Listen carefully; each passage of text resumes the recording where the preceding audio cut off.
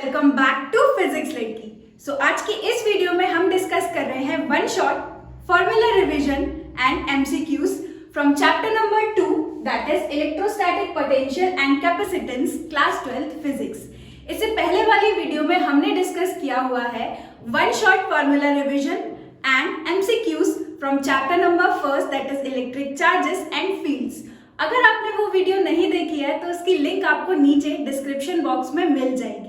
इसी के साथ साथ हम already case study type questions कर चुके हैं, assertion and reason type questions कर चुके हैं, एनसीईआरटी एग्जाम्पलर की सीरीज चल रही है। अगर आपने ये सारी वीडियोस नहीं देखी है तो उसकी लिंक भी आपको इसी वीडियो के नीचे डिस्क्रिप्शन बॉक्स में मिल जाएगी। इसके अलावा आज जो भी हम डिस्कस करेंगे या ये जितने भी सारे फॉर्मूलेस हैं ये आपको हैंड रिटन में मिल जाएंगे टेलीग्राम चैनल पर, और वो उस टेलीग्राम चैनल की भी लिंक आपको इसी वीडियो के डिस्क्रिप्शन बॉक्स में मिल जाएगी। तो चलो स्टार्ट करते हैं। सबसे पहले हम फॉर्मूले का रिवीजन करेंगे जैसा कि हमने हमारे फर्स्ट वीडियो में किया था। तो स्टार्ट करते हैं हमारा फर्स्ट फॉर्मूला। तो सबसे पहले यार चैप्टर का नाम ही है इलेक्ट्रोस्टैटिक पोटेंशियल एंड कैपेसिटेंस। तो सबसे पहले हम बात करेंगे इलेक्ट्रोस्टैटिक पोटेंशियल या इलेक्ट्रिक पोटेंशियल की। तो सबसे फर्स्ट फॉर्मूला है हमारा इलेक्ट्रिक पोटेंशियल। इलेक्ट्रोस्टैटिक पोटेंशियल हमारा क्या होता है? It is work done in moving a unit positive charge from infinity to a point. किसी यूनिट पॉजिटिव चार्ज को हम इंफिनिटी से किसी एक पॉइंट पर लेकर के आ रहे हैं और यही वर्क डन हमारा जो है कहलाता है पोटेंशियल। इलेक्ट्रिक पोटेंशियल सिंपली या फिर सिंपल पोटेंशियल या इलेक्ट्रोस्टैटिक पोटेंशियल। तो अगर हम किसी एक यूनिट पॉजिटिव चार्ज को इंफिनिटी से उठा करके ला रहे हैं तो हमारा फॉर्मूला क्या बन रहा है? हमारा सबसे फर्स्ट फॉर्मूला है electrostatic potential is equal to potential is equal to work done upon charge. यहाँ पर इलेक्ट्रोस्टैटिक पोटेंशियल है क्या? सिंपली इलेक्ट्रोस्टैटिक पोटेंशियल या इलेक्ट्रोस्टैटिक पोटेंशियल हम कब बोलते हैं? जब हम किसी चार्ज को इंफिनिटी से एक पॉइंट पर लेकर के आ रहे हैं, किसी यूनिट पॉजिटिव चार्ज को इंफिनिटी से उठा करके किसी एक पॉइंट पर लेकर के आ रहे हैं, तब जो वर्क डन होता है उसी को ही हम बोलते हैं इलेक्ट्रोस्टैटिक पोटेंशियल या इलेक्ट्रिक पोटेंशियल। तो सबसे फर्स्ट फॉर्मूला हमारा यहाँ पर क्या बन रहा है? Potential is equal to work done upon charge. अगर हम यहाँ पर इसके ऐसा यूनिट की बात करें तो यार वर्क का ऐसा यूनिट होता है जूल, चार्ज का यूनिट होता है कूलम, और जूल पर कूलम को ही हम बोलते हैं वोल्ट। ठीक, तो ये जो V है यहाँ पर ये पोटेंशियल नहीं बल्कि क्या है? वोल्ट।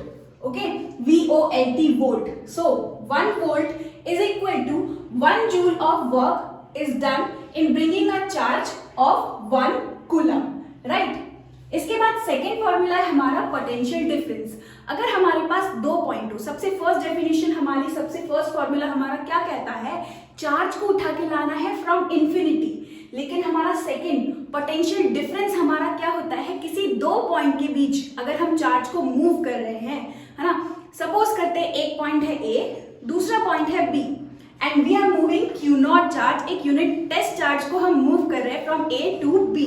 सो यहाँ पर in moving Q0 charge from A to B, the work done in moving Q0 charge from A to B is equal to हमारा क्या होगा? Potential difference. इसको लिखने का तरीका हमारा क्या होता है? VB minus VA।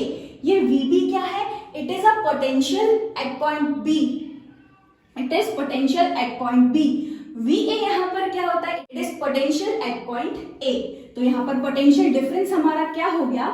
VB minus VA is equal to work done in bringing a charge from A to B and moving a charge from A to B। हम चार्ज को A से B लेके जा रहे हैं, लेकिन पोटेंशियल डिफरेंस हम कैसे लिखते हैं? Final potential minus initial potential, इसीलिए ऐसा लिखाया है VB minus VA is equal to work done upon test charge, right.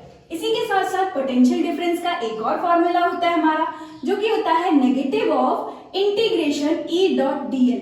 ये फॉर्मूला हम कब यूज करते हैं पोटेंशियल डिफरेंस का? जब हम किसी इलेक्ट्रिक फील्ड में चार्ज को मूव कर रहे हो, राइट। यहाँ पर ये फॉर्मूला हमें पोटेंशियल डिफरेंस का कब यूज करना है?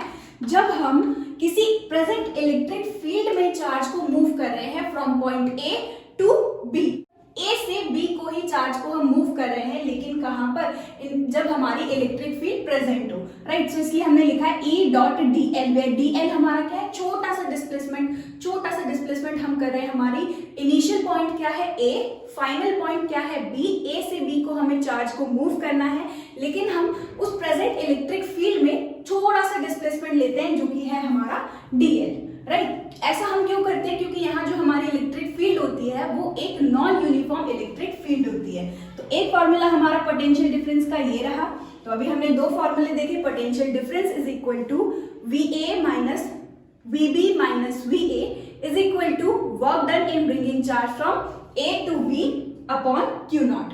दूसरा फॉर्मूला हमने देखा है integration of A to B minus E dot dl, ठीक। डॉट है यहाँ पर, यानी कि इसको हमें लिखना रहता है E dl cos theta, where theta is the angle between electric field and displacement. जहां पर हम इलेक्ट्रिक फील्ड में डिस्प्लेस कर रहे हैं वही हमारा जो है डायरेक्शन हो जाएगा dl का, राइट। इसी के साथ साथ हम थर्ड फॉर्मूला देखते हैं, potential due to a point charge. अगर हमारे पास एक चार्ज रखा है, पॉइंट चार्ज, उसके लिए किसी एक पॉइंट पर हम किसी r डिस्टेंस पर हम इलेक्ट्रिक फील्ड निकालते थे, जो कि क्या होता था k q upon r square. लेकिन अब हम क्या निकाल रहे हैं, potential due to a point charge. So potential due to a point charge क्या होता है, अगर मेरे पास यहाँ पर एक चार्ज रखा हुआ है, उस चार्ज से r डिस्टेंस पर अगर हमें पोटेंशियल बताना है, so that potential is equal to k q by r, where k यहाँ पर क्या है, वही हमारा इलेक्ट्रोस्टैटिक फोर्स कांस्टेंट,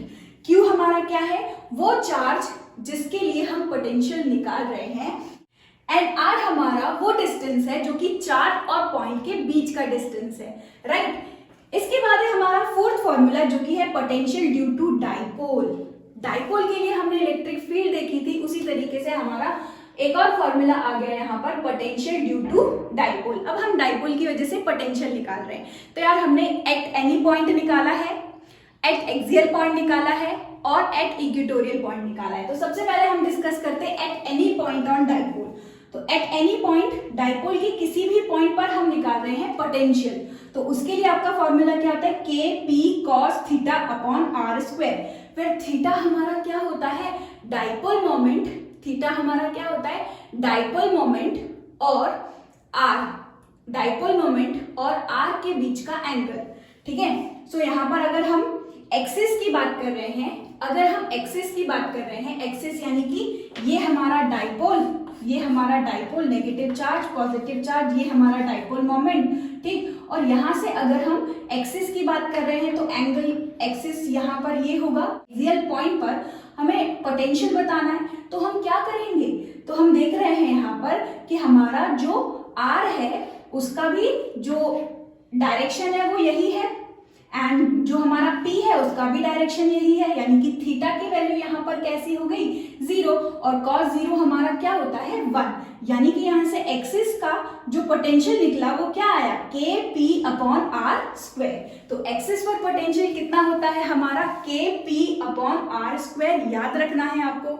इसी के साथ साथ नेक्स्ट फॉर्मूला है हमारा इक्वेटोरियल पर। अगर हम इक्वेटोरियल की बात करें तो ये हमारा dipole negative charge, positive charge, ये r और डाइपोल के बीच कितना एंगल बन रहा है, 90 डिग्री। और अगर हम यहाँ थीटा की जगह पर पुट करें तो cos 90 क्या होता है, 0, cos 90 क्या हो जाएगा, 0, यानी कि इक्वेटोरियल पॉइंट पर जो पोटेंशियल होता है वो क्या मिलेगा हमें, 0।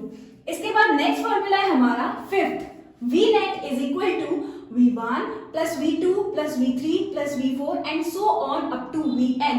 जब हमारे पास बहुत सारे चार्जेस रखे हो, मल्टीपल चार्जेस रखे हो, और उस मल्टीपल चार्जेस से हमें किसी एक पॉइंट पर उन मल्टीपल चार्जेस की वजह से किसी एक पॉइंट पर पोटेंशियल निकालना हो, तब हम ये फॉर्मूला यूज करेंगे। क्योंकि हमारा पोटेंशियल जो है वो स्केलर है, हमारा जो पोटेंशियल है वो एक स्केलर क्वांटिटी है, इसीलिए हम यहाँ पर इस बार वेक्टर सम नहीं करेंगे। हम फोर्स के लिए भी वेक्टर सम करते थे, हम इलेक्ट्रिक फील्ड निकालने के लिए भी वेक्टर सम करते थे, लेकिन यहाँ पर अगर हम देखें तो क्योंकि पोटेंशियल जो है वो एक स्केलर क्वांटिटी है, तो डायरेक्टली यहाँ पर क्या होगा, इसका अलजेब्रिक सम होगा। V1 हमारा क्या है, potential at point P due to first charge Q1, V2 हमारा क्या है, वो पोटेंशियल जो कि सेकेंड चार्ज की वजह से आ रहा हो, है ना। तो यार इस तरीके से हम अलग अलग चार्ज का पोटेंशियल निकालेंगे और उन सबको क्या कर देंगे, सिंपली ऐड कर देंगे, एल्जेब्रिक सम करेंगे। क्यों? क्योंकि पोटेंशियल कैसा होता है, स्केलर क्वांटिटी होता है, यहाँ पर वेक्टर सम नहीं होगा, डायरेक्टली नेट पोटेंशियल हम निकाल सकते हैं। इसके बाद नेक्स्ट फॉर्मूला है हमारा 6th, potential due to spherical shell. अगर हमारे पास एक स्फेरिकल शेल है ना, अगर हमारे पास एक कंडक्टिंग स्फेरिकल शेल है या नॉन कंडक्टिंग स्फेरिकल शेल है, तो उसके पास चार्ज जो होगा वो हमारा कितना है, अगर स्मॉल क्यू है ना, उसके पास चार्ज कितना है, स्मॉल क्यू, तो हमें पोटेंशियल बताना रहता है inside that shell, on the surface of the shell और on outside, a point outside the shell. 3 जगह पर हमें पोटेंशियल बताना रहता है ड्यू टू स्फेरिकल शेल। कहां कहां पर, outside the shell, inside and on the surface, है ना। ये हमारा कुछ इस तरीके से शेल है जिसके पास चार्ज कितना है, स्मॉल क्यू, तो इसके इनसाइड कहीं पर भी पोटेंशियल कितना होता है, K Q upon capital R, where capital R क्या है, इस शेल का रेडियस। इस शेल का रेडियस अगर कैपिटल आर है और आपसे पूछ लिया जाए कि स्फेरिकल शेल के अंदर पोटेंशियल कितना होता है, तो हमेशा पोटेंशियल कितना होगा इनसाइड में, के क्यू अपॉन कैपिटल आर। अगर हम सरफेस की बात करें, यानी कि यहाँ पर एक पॉइंट कंसीडर करें, तो फिर से इसके पास चार्ज कितना है, क्यू, ठीक है, और डिस्टेंस यहाँ पर फिर से कितना हो जाएगा, आर। तो इसके सरफेस पर भी पोटेंशियल हमारा कितना निकलता है, K Q upon R, where capital R is the radius of that shell.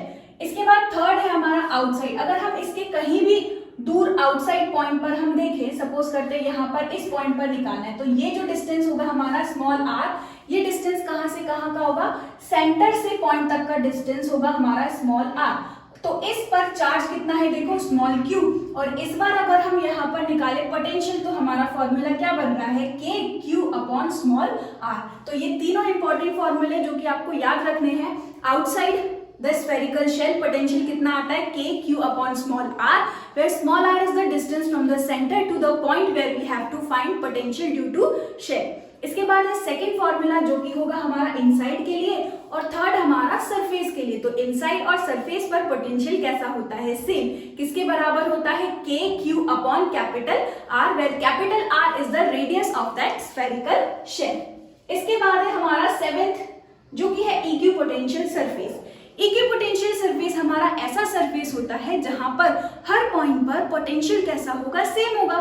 तो यार अगर हर पॉइंट पर पोटेंशियल सेम है, तो देखो अगर हमारे पास एक पॉइंट चार्ज है तो उसके लिए सरफेस कैसा बनेगा, सिंपल। अगर हमारे पास एक पॉइंट चार्ज होता है, एक पॉइंट चार्ज के लिए हम क्या बनाते हैं, कंसेंट्रिक स्फेरिकल शेल बनाते हैं, वही उसका क्या होता है सरफेस, और उस पर अगर हम देखेंगे तो हर पॉइंट पर पोटेंशियल कैसा होगा, सेम। तो यहाँ पर हमने सिर्फ ये डिस्कस किया है कि इक्यू पोटेंशियल सरफेस के लिए अगर हम पॉइंट चार्ज की बात करें तो कैसा सरफेस बनेगा, यूनिफॉर्म फील्ड यानी कि इलेक्ट्रिक फील्ड की बात कर रहे हैं यूनिफॉर्म, तब कैसा इक्विपोटेंशियल सरफेस बनेगा। अगर हम लाइन चार्ज की बात कर रहे हैं तो हमारा किस टाइप का इक्विपोटेंशियल सरफेस बनेगा। तो सबसे पहले अगर हम पॉइंट चार्ज की बात करें, ये पॉइंट चार्ज यहाँ पर रखा हुआ है, तो पॉइंट चार्ज अगर रखा हुआ है तो उससे हर सेम डिस्टेंस पर पोटेंशियल कैसा होगा, सेम, क्योंकि पोटेंशियल का फॉर्मूला क्या होता है, के क्यू अपॉन आर। अगर डिस्टेंस उससे कैसा है, सेम है, तो उसके हर पॉइंट पर पोटेंशियल कैसा मिलने वाला है, सेम, क्योंकि चार्ज हमारा कितना है,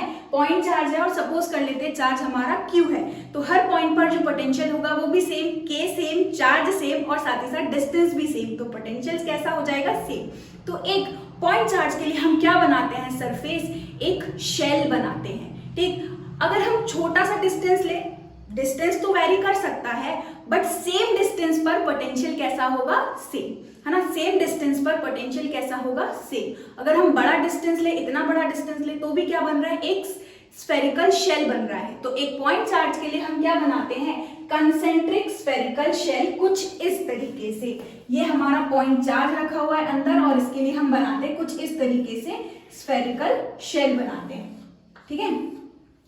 इसके बाद है यूनिफॉर्म फील्ड के लिए हम क्या बनाते हैं, प्लेन शीट बनाते हैं, यानी कि अगर ये इस तरीके से हमारी यूनिफॉर्म इलेक्ट्रिक फील्ड है तो इसके लिए हम प्लेन शीट कुछ इस तरीके से बनाते हैं, राइट। सो इसके बाद थर्ड है हमारा लाइन चार्ज। लाइन चार्ज यानी कि अगर हम बात कर रहे हैं कुछ इस तरीके से कंटिन्यूअस चार्ज डिस्ट्रीब्यूशन है इसमें, है ना, तो इसके लिए हम क्या बनाते हैं, हॉलो कोएक्सियल सिलेंडर बनाते हैं कुछ इस तरीके से। तो ये तीनों पॉइंट जो है वो आपको बहुत अच्छी तरीके से याद रखने हैं।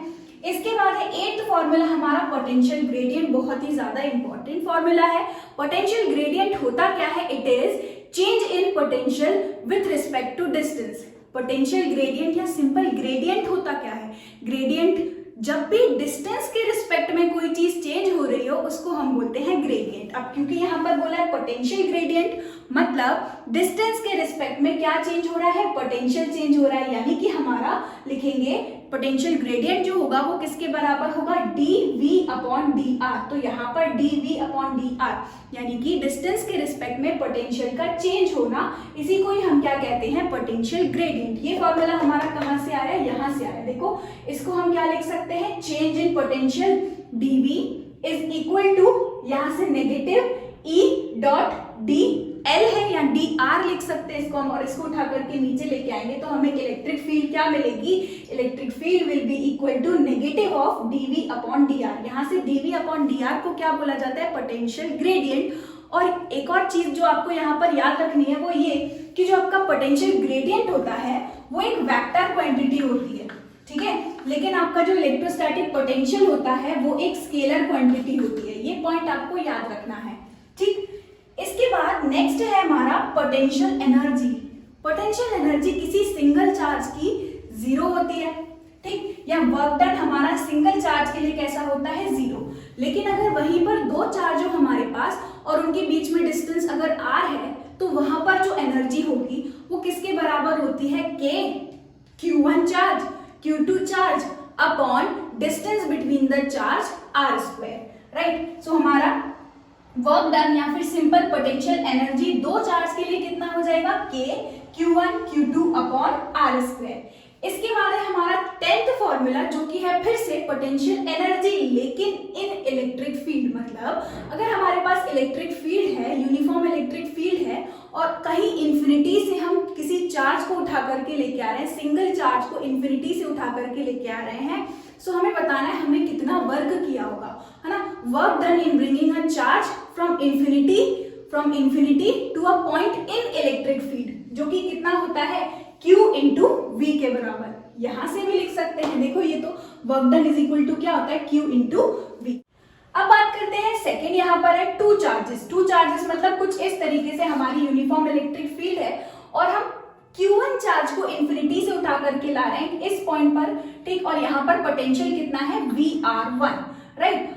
इसी तरीके से यहाँ पर हम लेके आए हैं Q1 चार्ज को, तो वर्क डन हमारा कितना लिखेंगे हम, Q1 इंटू VR1, ठीक है।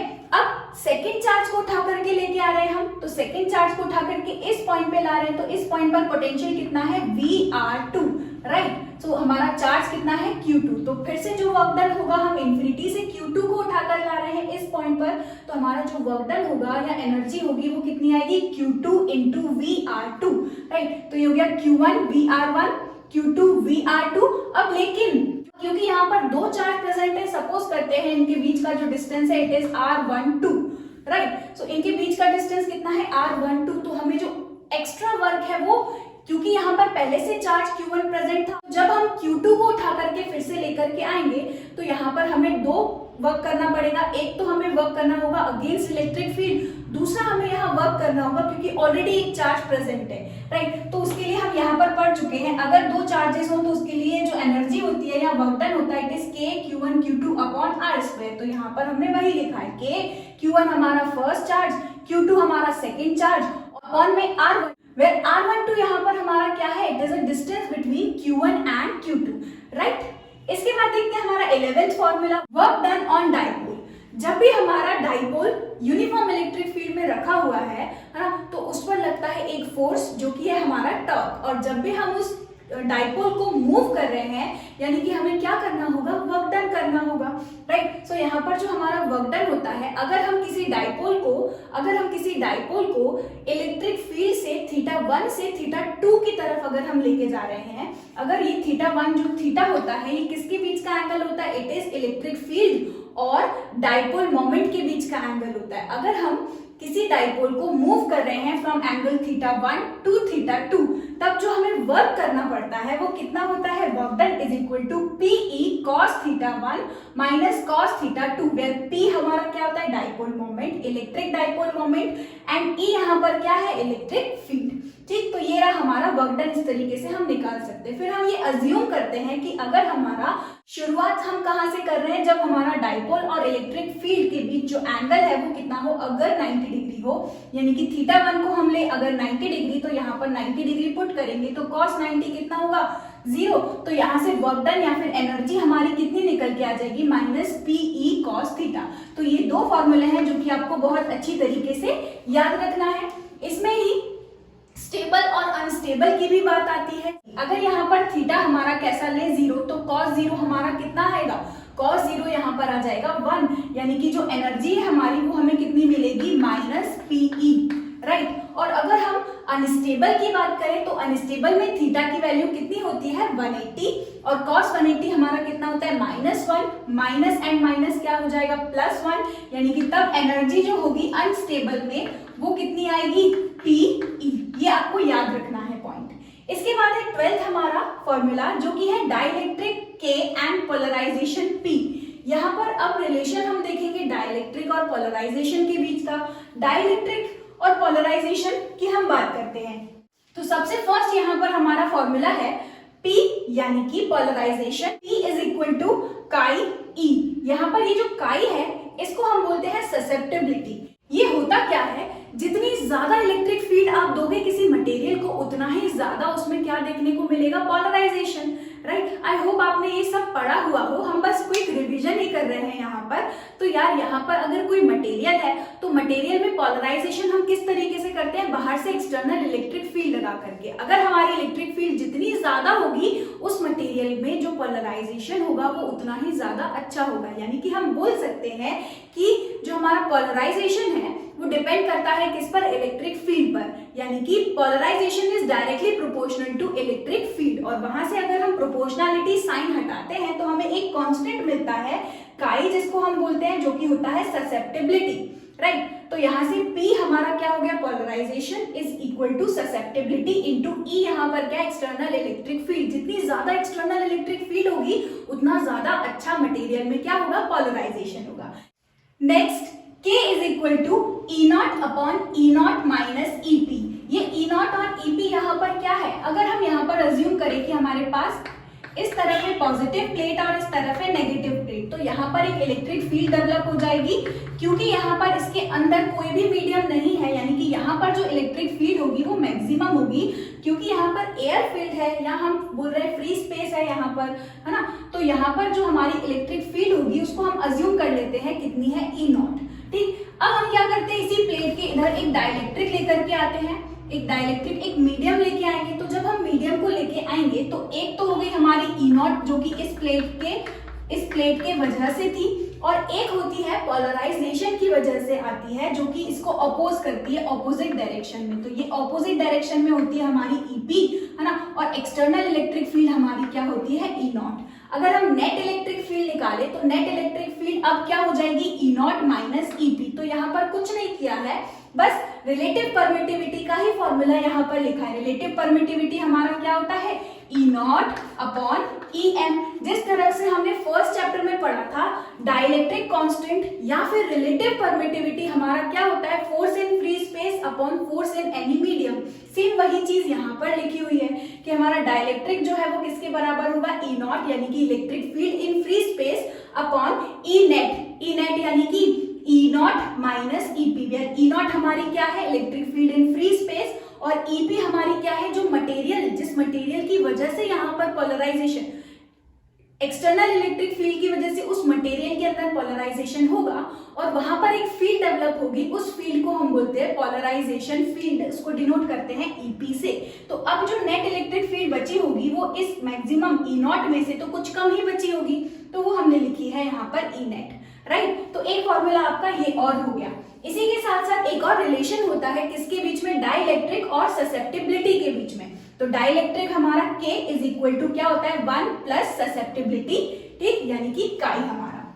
नेक्स्ट हमारा है 13 कैपेसिटेंस। कैपेसिटेंस क्या होता है? इट इज अ कैपेसिटी, किसी कंडक्टर के पास कैपेसिटी होती है चार्ज को स्टोर करने की, उसी को ही हम क्या बोलते हैं? कैपेसिटेंस बोलते हैं। जितना ज्यादा आप पोटेंशियल अप्लाई करोगे उतना ही ज्यादा वो चार्ज स्टोर करेगा। यानी कि आप क्या लिख रहे थे? Charge is directly proportional to volt. ठीक, charge is directly proportional to volt. और जब आप प्रोपोर्शनलिटी साइन यहाँ से हटाते हो तो आपको एक कांस्टेंट मिलता है जो कि यहाँ पर क्या होता है? कैपेसिटेंस। अगर हम इसके एसआई यूनिट की बात करें तो एसआई यूनिट यहाँ पर क्या हो जाएगा?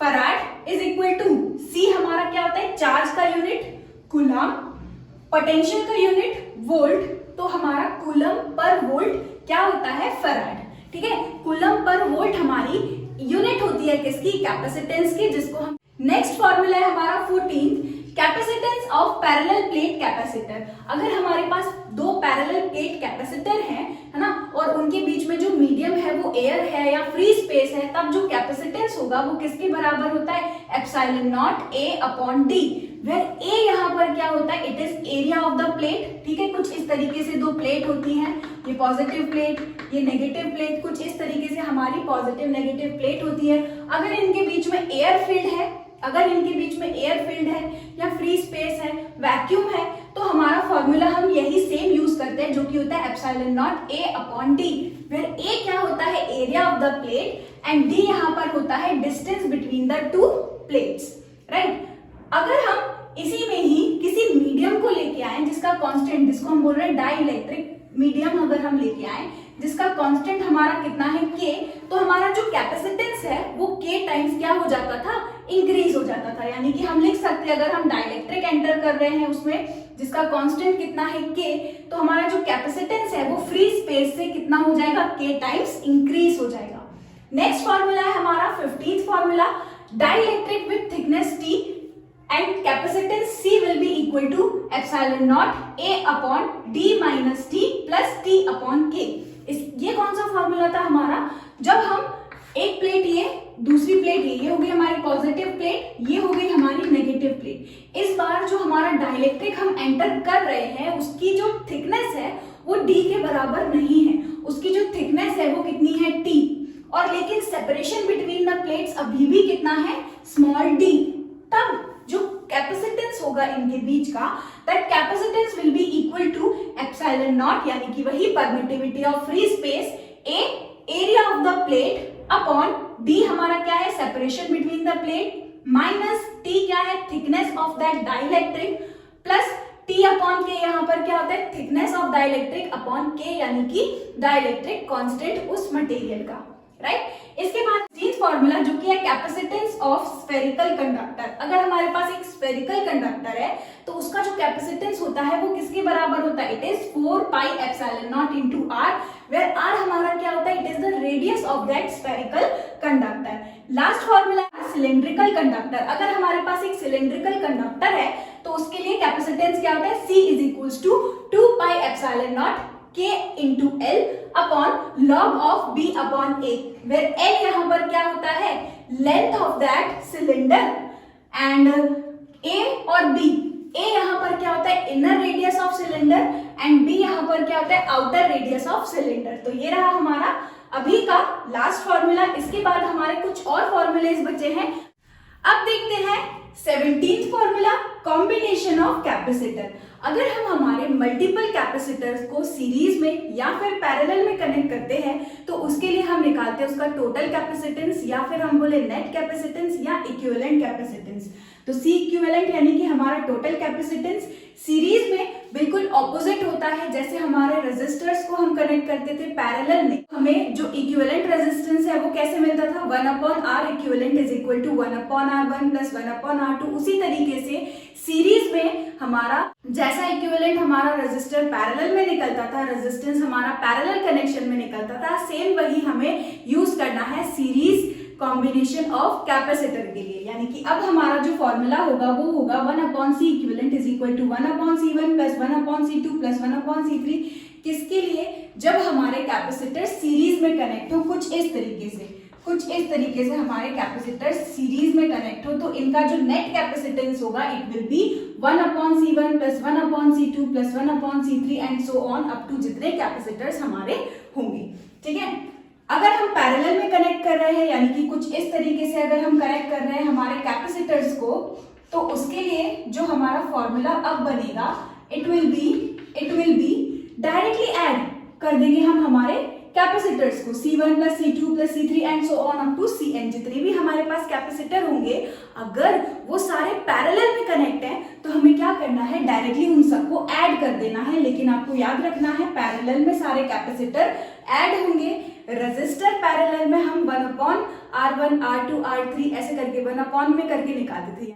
यानी कि जो फॉर्मूला हमारा सीरीज कॉम्बिनेशन ऑफ रेजिस्टर में यूज करते थे हम, R equivalent is equal to R1 plus R2 plus R3, वही सेम उसी टाइप का फॉर्मूला जो है हमारा, वो पैरेलल कॉम्बिनेशन ऑफ कैपेसिटर के लिए यूज होगा। यानी कि डायरेक्टली हम कैपेसिटेंस को क्या कर देंगे, ऐड कर देंगे। और जो फॉर्मूला हमारा पैरेलल कॉम्बिनेशन में यूज होता था रेजिस्टर के केस में, वो हमारा हो जाएगा सीरीज कॉम्बिनेशन ऑफ कैपेसिटर का फॉर्मूला, यानी 1/C1 plus 1/C2 plus 1/C3 up to 1/Cn। तो ये रहा हमारा कॉम्बिनेशन ऑफ कैपेसिटर। अब यहीं पर अगर हमारा जो कैपेसिटेंस है कैपेसिटर का वो बिल्कुल इक्वल है, राइट, जैसे हमारे पास इक्वल कैपेसिटेंस है C, है ना, यानी कि कहने का ये मतलब जो कैपेसिटर का कैपेसिटेंस है उसकी वैल्यू कैसी है, सेम, तो हम डायरेक्टली क्या करेंगे, अगर पैरेलल कॉम्बिनेशन है तो C plus C plus C plus C, हम बार बार ऐड करने की जगह पर हम ये काउंट कर लेंगे कि कितने नंबर ऑफ कैपेसिटर वहां पर कनेक्टेड है।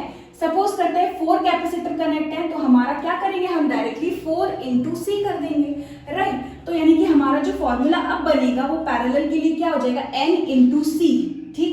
जब हमारे पास N आइडेंटिकल कैपेसिटर्स हो तो इक्विवेलेंट कैपेसिटेंस जो होगा पैरेलल कॉम्बिनेशन में, it will be N into C, where N हमारा क्या है, number of capacitors connected in parallel. अगर हमारे कैपेसिटर सीरीज में कनेक्टेड है और हमारे पास identical n identical capacitor connected है सीरीज में, तब जो हमारा इक्विवेलेंट होगा it will be C/n। For example अगर हमारे पास कुछ इस तरीके से सीरीज में हमारे कनेक्टेड है C, राइट, सो यहाँ से हमारा जो इक्विवेलेंट कैपेसिटेंस होगा वो कुछ इस तरीके से निकल के आ जाएगा। 1 2 3 कनेक्टेड है तो हम लिखेंगे C/3। I hope you are getting my point, right. So यहाँ से ये हो गया हमारा सीरीज के लिए, अगर n आइडेंटिकल कैपेसिटर्स कनेक्टेड है तो सीरीज के लिए इक्विवेलेंट कैपेसिटेंस होगा C/n। अगर पैरेलल में कनेक्टेड है तो इक्विवेलेंट कैपेसिटेंस होगा N इंटू C, यानी कि नंबर ऑफ कैपेसिटेंस का हमें मल्टीप्लाई करना है C में, तो नेट पैरेलल कैपेसिटेंस मिल जाएगा, और डिवाइड करना है हमें C से, तो हमें नेट इक्विवेलेंट कैपेसिटेंस मिल जाएगा, नेट कैपेसिटेंस मिल जाएगा इन सीरीज कॉम्बिनेशन। ओके, सो उसके बाद है हमारा 18th फॉर्मूला जो कि है energy stored in capacitor. Capacitor के पास एनर्जी स्टोर्ड होती है। कैपेसिटर हमारा क्या करता है, चार्ज स्टोर करता है, राइट। सो चार्ज भी क्या है, एक टाइप की एनर्जी। तो यार कैपेसिटर हमारा एनर्जी भी स्टोर करता है, उसका भी एक फॉर्मूला है जिसको हम डिनोट करते हैं U से। सो कैपिटल U यहाँ पर क्या है, एनर्जी स्टोर्ड बाय कैपेसिटर। इसके 3 फॉर्मूले बनते हैं, एक होता है हाफ CV², वेयर C यहाँ पर क्या है, कैपेसिटेंस उस कैपेसिटर का, V यहाँ पर क्या है, पोटेंशियल जिसके क्रॉस वो कनेक्टेड है। कैपेसिटर को हम चार्ज करते हैं तो V पोटेंशियल से उसको कनेक्ट करते हैं, तो ये रहा उसका पोटेंशियल, राइट। उसके बाद यहाँ पर दूसरा फॉर्मूला है हमारा Q²/2C। तो यार एनर्जी का एक और फॉर्मूला हमें मिल रहा है, U is equal to Q²/2C। ये भी आपको याद रखना है, न्यूमेरिकल्स में आपका काम आ सकता है। डायरेक्टली आपसे एनर्जी पूछ ली जाए, चार्ज और कैपेसिटेंस दिया हो, तो हम ये वाला फॉर्मूला यूज करेंगे Q²/2C, वेयर Q यहाँ पर क्या है, चार्ज स्टोर्ड ऑन कैपेसिटर, और C क्या है, कैपेसिटेंस ऑफ द कैपेसिटर। इसके बाद तीसरा फॉर्मूला जो है हमारा, अगर हमें कैपेसिटेंस नहीं दिया है, चार्ज और पोटेंशियल दिया हुआ है, तो हम किस तरीके से एनर्जी निकालेंगे। तो एनर्जी का तीसरा फॉर्मूला हमारा हो गया हाफ Q इंटू V। तीनों ही फॉर्मूले आपके काम आ सकते हैं, तीनों ही फॉर्मूले को आपको याद करने की जरूरत नहीं है। अब तीनों में से कोई एक फॉर्मूला जो है ये वाला याद कर सकते हो। फर्स्ट वाला फॉर्मूला हमारा क्या है, U is equal to half CV²। बस ये फॉर्मूला आपको याद हो गया तो कुछ नहीं, बस हमारा Q इज इक्वल टू क्या होता है, C into V, right. Q is equal to क्या होता है, C into V। Q is equal to हमारा क्या होता है, C into V, right. So अब हमारे पास फर्स्ट फॉर्मूला हमने याद किया है हाफ CV²। तो यहां से अगर हम V² v स्क्वायर की वैल्यू पुट करें, सो हमारा v स्क्वायर क्या हो जाएगा, q square upon c square. तो यहाँ पर हम पुट करेंगे v स्क्वायर की जगह पर q square upon c square, right, और एक और c, तो एक c से एक c कैंसिल आउट हो जाएगा, तो हमें ये वाला फॉर्मूला मिल जाएगा half q square upon c, right. अगर हम इसी फॉर्मूले से, अगर हम q is equal to cv फॉर्मूले से क्या रख रहे हैं, अगर हम यहाँ पर c की वैल्यू रखें तो c हमारा क्या होता है, q अपॉन v, c हमारा यहाँ से क्या होगा, q अपॉन v। तो यहाँ पर अगर हम पुट करें तो ये हो जाएगा c की जगह पर q अपॉन में v, यानी कि ये आ जाएगा हमारा q स्क्वायर अपॉन 2, c की जगह पर हम क्या पुट कर रहे हैं, q अपॉन v जो है वो ऊपर उठ के आ जाएगा, एक q से एक q कैंसिल, यानी कि हमारा फॉर्मूला क्या बन गया, हाफ q इंटू v। तो मैं इसलिए बोल रही हूँ आपको पूरे तीनों के तीनों फॉर्मूले याद करने की जरूरत नहीं है, आपको तीनों के तीनों फॉर्मूले याद करने की जरूरत नहीं है। आपको सिर्फ क्या करना है, एक ही फॉर्मूला याद करना है जो कि है u is equal to half C V square, और इसी में ही आप आपका जो कैपेसिटेंस का फॉर्मूला है charge is equal to v, इसी के हेल्प से आप वैल्यू पुट करोगे तो आपका ये जो दो फॉर्मूले और है यहाँ पर बन के तैयार हो जाएंगे। इसके बाद हमारा नेक्स्ट फॉर्मूला जो है वो है एनर्जी डेंसिटी। एनर्जी डेंसिटी हमारा क्या होता है, it is energy per unit volume. Energy density की अगर हम बात करें तो यहाँ पर एनर्जी डेंसिटी को डिनोट किया जाता है यूई से। यूई यानी कि एनर्जी डेंसिटी होती क्या है, it is energy per unit volume. कितनी इलेक्ट्रिकल एनर्जी स्टोर हो रही है एक यूनिट वॉल्यूम में, कितनी इलेक्ट्रिकल एनर्जी स्टोर हो रही है एक यूनिट वॉल्यूम में, उसको हम बोलते हैं एनर्जी डेंसिटी। और उसका फॉर्मूला क्या होता है, half epsilon naught e square, where epsilon naught यहाँ पर क्या होता है, it is permittivity of free space, e यहाँ पर क्या है, इलेक्ट्रिक फील्ड। इलेक्ट्रिक फील्ड है तभी तो हमें इलेक्ट्रिकल एनर्जी मिलेगी, तो यहाँ से हमारा energy density that is electrical energy per unit volume, जो कि किसके बराबर होता है, half epsilon naught e square. इसके बाद हमारा 19th फॉर्मूला है जो कि है कॉमन पोटेंशियल। कॉमन पोटेंशियल हम किसके लिए निकाल रहे हैं, सपोज एक कैपेसिटर है हमारे पास जिसका कैपेसिटेंस कितना है C1 और इसको हमने चार्ज किया है यूजिंग पोटेंशियल V1। दूसरा कैपेसिटर है हमारे पास जिसका कैपेसिटेंस कितना लिया है C2 और इसको हमने चार्ज किया है यूजिंग पोटेंशियल V2। तो उसके लिए इस कॉम्बिनेशन के लिए हम क्या कर रहे हैं, इन दोनों कंडक्टर्स को या कैपेसिटर्स को हम एक वायर से कनेक्ट, यहाँ पर जिसका भी हायर पोटेंशियल होगा वहां से चार्ज फ्लो होना स्टार्ट होगा लोअर पोटेंशियल की तरफ, राइट। सो यहाँ पर हमने क्या किया है, दो कैपेसिटर लिए जिसका capacitance C1, capacitance C2, potential V1, potential V2, और इसको हमने कनेक्ट कर दिया बाय मींस ऑफ वायर, तो चार्ज फ्लो होना स्टार्ट होगा। तो जब तक ये चार्ज फ्लो होना स्टार्ट होगा, जब तक ये दोनों कॉमन पोटेंशियल पे ना आ जाए, उस पोटेंशियल को हम बोल रहे हैं कॉमन पोटेंशियल V। तो यार कॉमन पोटेंशियल V यहाँ से क्या होगा, V will be equal to Q upon C। जैसे यहाँ पर Q is equal to CV होता है, so we can write V is equal to Q upon C। तो Q यहाँ पर क्या होगा, टोटल चार्ज। टोटल चार्ज हम कैसे निकालेंगे, फर्स्ट वाले पर चार्ज कितना हो जाएगा C1 और पोटेंशियल कितना है V1, तो इसलिए हमने लिखा है total charge C1 V1 plus second वाले के पास टोटल चार्ज कितना होगा, कैपेसिटेंस C2, पोटेंशियल कितना है V2, सो हमें Q2 यहां से मिलेगा C2 इंटू V2, राइट। और अपॉन में क्या है, कैपेसिटेंस, नेट कैपेसिटेंस या टोटल कैपेसिटेंस C। तो इसका कैपेसिटेंस C1 था, इसका कैपेसिटेंस C2 था, तो अगर हम टोटल कैपेसिटेंस निकालेंगे तो हमें क्या मिलेगा, C1 plus C2, right. So ये हो गया हमारा कॉमन पोटेंशियल। अब इसी तरीके से अगर हम इनकी इनिशियल एनर्जी निकालें और फाइनल एनर्जी निकालें और हम ये पता करें कि अगर हम इन दोनों कैपेसिटर को एक वायर से ज्वाइन कर रहे हैं तब जो यहाँ पर एनर्जी का लॉस हो रहा है वो कितना होगा, तो हमारा जो लास्ट यहाँ पर 20 वाला फॉर्मूला है वो हमें यही कह रहा है कि लॉस इन एनर्जी कितनी होगी। तो एनर्जी का लॉस हम कैसे निकालेंगे, C1 C2 ब्रैकेट में V1 माइनस V2 का whole square upon 2 C1 plus C2। ये कैसे आया है, आपका इनिशियल कैपेसिटेंस आप निकालोगे जब आपने कनेक्ट नहीं किया है चार्ज को, ठीक। इनिशियल एनर्जी, सबसे पहले आप इनिशियल एनर्जी निकालोगे जब आपने इन दोनों कैपेसिटर को कनेक्ट नहीं किया है, उसके बाद आप फाइनल एनर्जी निकालोगे जब आपने इन दोनों को कनेक्ट कर दिया है, और फिर आप क्या करोगे, एनर्जी में लॉस निकालोगे, यानी कि initial energy minus final energy करोगे, तब आपका ये फॉर्मूला कुछ यहाँ से निकल के आता है जो कि होता है C1 C2 ब्रैकेट में V1 माइनस V2 का whole square upon 2 C1 plus C2, right. So ये फॉर्मूला आपको वैसे तो याद करने की जरूरत नहीं है, आप डायरेक्टली इसको निकाल सकते हो। इनिशियल एनर्जी, फाइनल एनर्जी, अगर आपको ये एनर्जी के फॉर्मूले याद है तो आप निकाल सकते हो। तो यहाँ पर खत्म होते हैं हमारे 20 फॉर्मूले। तो हाँ, अब तक हमने 20 फॉर्मूले फ्रॉम चैप्टर नंबर 2 यानी कि इलेक्ट्रोस्टैटिक पोटेंशियल एंड कैपेसिटेंस से कर लिए हैं। अब यहाँ पर हम एक टेबल से याद करने की कोशिश करते हैं। जब हम एक पैरेलल प्लेट कैपेसिटर में डाइलेक्ट्रिक को इंसर्ट करते हैं और बैटरी अगर हमारी डिस्कनेक्ट कर दे, हम उसके बाद डाइलेक्ट्रिक को इंसर्ट करें, तब क्या इफेक्ट होगा? Charge, electric field, potential difference, capacitance और एनर्जी पे। और दूसरा हम यहाँ पर देखेंगे, अगर हमारी बैटरी कनेक्टेड है और फिर हम यहाँ पर डाइलेक्ट्रिक को इंसर्ट करें, तब क्या फर्क पड़ेगा हमारे charge, electric field, potential difference और साथ ही साथ हमारा कैपेसिटेंस एंड एनर्जी पे। ठीक, तो स्टार्ट करते हैं। सबसे पहले हम अगर बैटरी हम क्या करें, हमने क्या किया है, एक कैपेसिटर को चार्ज कर दिया। चार्ज करने के बाद बैटरी को हमने क्या किया है, डिस्कनेक्ट। ठीक, कैपेसिटर को हमने चार्ज कर दिया, कैपेसिटर को हमने चार्ज कर दिया जिसका पोटेंशियल क्या है, जिसका पोटेंशियल क्या है, V, राइट। और यहां से अगर हमारा इस पोटेंशियल की वजह से ये जो कैपेसिटर है ये चार्ज हो गया, इसके पास चार्ज कितना आ गया, Q, इसके पास चार्ज कितना आ गया, स्मॉल q। ठीक है, पोटेंशियल V हमने बैटरी को कनेक्ट किया है और चार्ज हमारे कैपेसिटर के पास, चार्ज हमारे कैपेसिटर के पास कितना आ गया, स्मॉल q।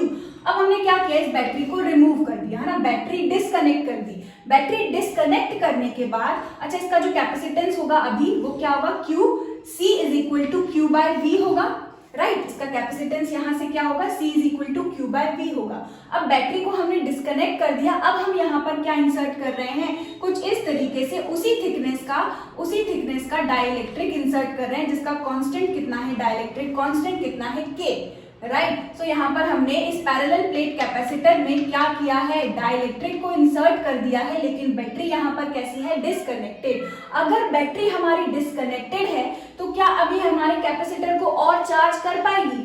नहीं। इसीलिए अगर हमने बैटरी को क्या किया है, डिस्कनेक्ट, तो हमारा जो चार्ज है वो पहले अगर कितना था, Q, तो डाइलेक्ट्रिक डालने के बाद भी हमारा चार्ज कैसा रहेगा, Q, कोई चेंज नहीं आएगा। यार चार्ज हमें कैसे मिलता है, हमारा कैपेसिटर चार्ज कैसे होता है, बैटरी की वजह से, राइट। सो यहाँ पर अगर बैटरी ही रिमूव कर दी तो चार्ज यहाँ पर कैसा आ जाएगा, नो चेंज, यानी चार्ज जैसा था वैसा का वैसा ही रह जाएगा। अब क्योंकि यहाँ पर हमने पोटेंशियल जो है वो तो हटा दिया, बैटरी जो है वो तो डिस्कनेक्ट कर दी, लेकिन इस कैपेसिटेंस के अक्रॉस जो है वो पोटेंशियल जो होगा डिक्रीज कर जाएगा। यहाँ पर हमने डाइलेक्ट्रिक डाला है जिसका कांस्टेंट कितना है, K, तो अब इनके बीच जो इलेक्ट्रिक फील्ड है वो तो डिक्रीज कर जाएगी।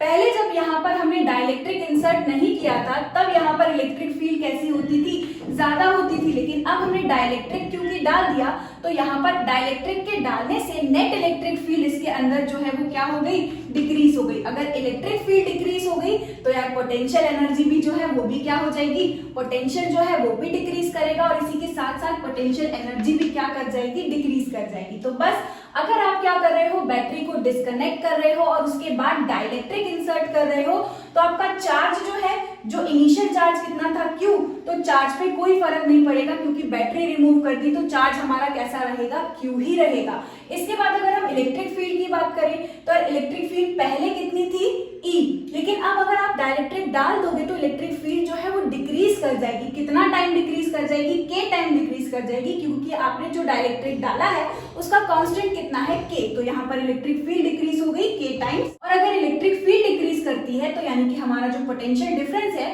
वो भी K टाइम्स क्या कर जाएगा, डिक्रीज कर जाएगा।